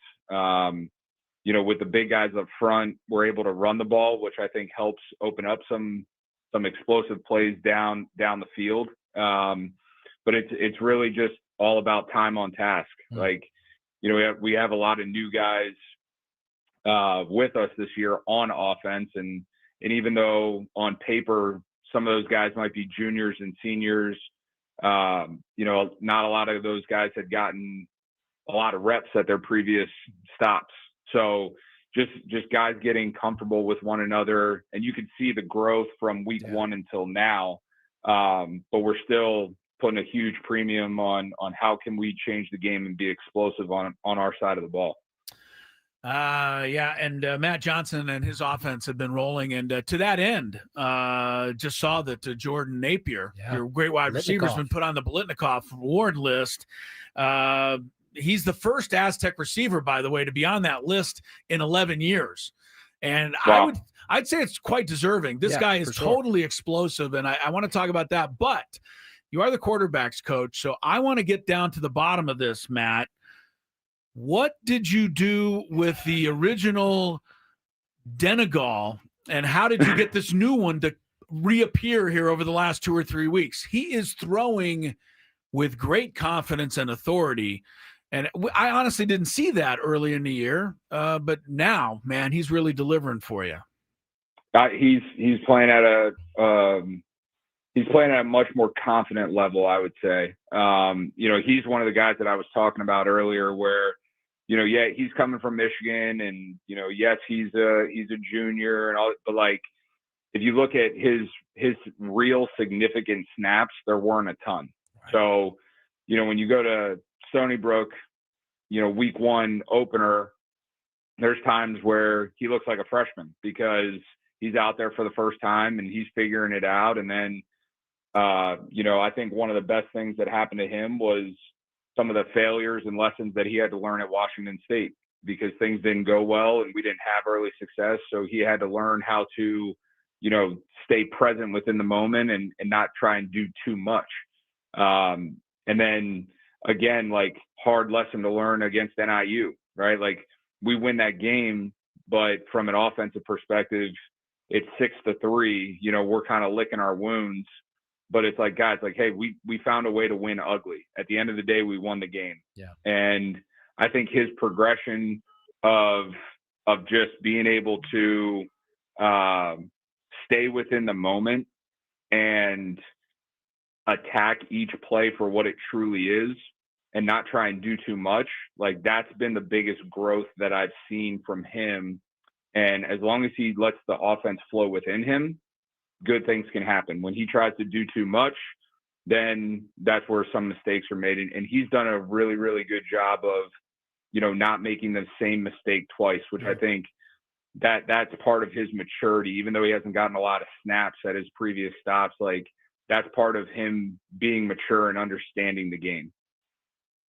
Coach Matt Johnson joins us here, offensive coordinator / QB coach for the San Diego State Aztecs. And Coach, the fronts, the big guys up front, you mentioned not being able to, not doing too much and getting him to kind of play at that even kill. You guys have been able to run the ball and throw the ball, a pretty balanced attack. What is the big guys up front? What are they providing that allows you to be able to do both? Oh my! They're my favorite 5 people on the face of the earth. I tell them every single week that this offense goes as they go, and at this point they probably think I'm a broken record for the amount of times that I say that, but I truly believe that especially with Ross in the middle there, a veteran leader for us, that they're not allowed to have a bad game because the offense truly goes as they go. And, from a coach's standpoint, all right, if the throw game's not working, we know we can rely on the run. If the run game's not working, okay, let's try and spread it out. But all of that still starts with them. And, the ownership that those 5 have up front, and they're led by an unbelievable coach in Coach Schmidt, but those guys are second to none. And we're not in this position without those 5. Like, we could talk about Lucky and Napier and Jaden. We could talk about all those guys, but without those 5, none of this is possible. I'm glad you brought up Coach Schmidt, because he left and came back to the program, and I know he was the line coach when I was roaming the sidelines doing the sideline reporting. And I used to love to talk to him during games, and he'd just get me going. I mean, he's a smart guy. He really is. And I knew another guy with better passion. Yeah, right. I knew as soon as he came back, the offensive line was going to get whipped into shape. I just. Yes, to say the least. That, I mean, like the energy that he brings and the fire that he provides, and it's not just on game day. Like, you would think that it's the fourth quarter of the Super Bowl out there, the way that those guys work, but you see it show up. Like, you see the dividends that get paid off because of how that whole unit goes to work every single day. And he teaches too. I mean, I've seen it. He'll bring them off at the end of a series and bring them all together and say, okay, this is where we're going to change this on the next series or whatever. Those kinds of things matter. I know. Absolutely. Yeah. Matt Johnson's our coach of the Aztecs offense and quarterback coach. Tony mentioned that the offense, 485 yards passing in the last 2 games, and then 464 rushing. Yeah, balance. That means you are basically carrying the whole phone book around with you, right? There's no portion of the playbook you don't want to look at right now. And I imagine that's a really good feeling. I guess the fans want to know, even though you have to keep this under control, how far could we possibly go with this year? I mean, how confident are we going into the last 6 games that we can really make something special out of this? Yeah, I think that this is a special group, and we as coaches, we felt that in the building, when winter workouts started, when we were able to retain the guys that we were able to retain on our team, both offensively and defensively. And then, some of the portal additions that we were able to grab, and you kind of had that sense and that feel in the wintertime, but then you're not really sure because they haven't played together. So then you go through spring ball and you're seeing the ups and downs of spring ball. And then you really got to see things, come together during fall camp. But again, like, okay, this unit hasn't been in a game yet, right? So then the ups and downs of the season are happening. And I think that the response, both good and bad, that our guys have shown has been really encouraging for us as coaches. But, we understand that this is a special group, but we are truly focused on one day at a time. Like, the emphasis of this season, the theme of the season is the climb, and you can't look ahead 5 or 6 steps, or else you're gonna slip and fall, and you're gonna end up back at the bottom of the ladder. So with that mindset, like we understand what's in the building, and the guys are doing an unbelievable job on the field, but like it's truly a day-to-day process with us. Coach, I last one. I know we got to get you out of here, but you kind of hit on where the players were and watching that kind of develop after the season ended. It was a tough season for the team. What was the conversations like amongst the staff as you guys got ready to go into that portion of spring ball and moving forward after? I mean, quite honestly, like, offensively, we knew we had to get better. Like, the product that we put on the field last year is not up to standard for us or for the fans, or, for quite honestly what San Diego State football is used to. Like this place is used to winning championships. And we knew we had to get better. So, we looked at our weaknesses, and we figured out how to attack them. We looked at our strengths, and we looked at how to enhance them.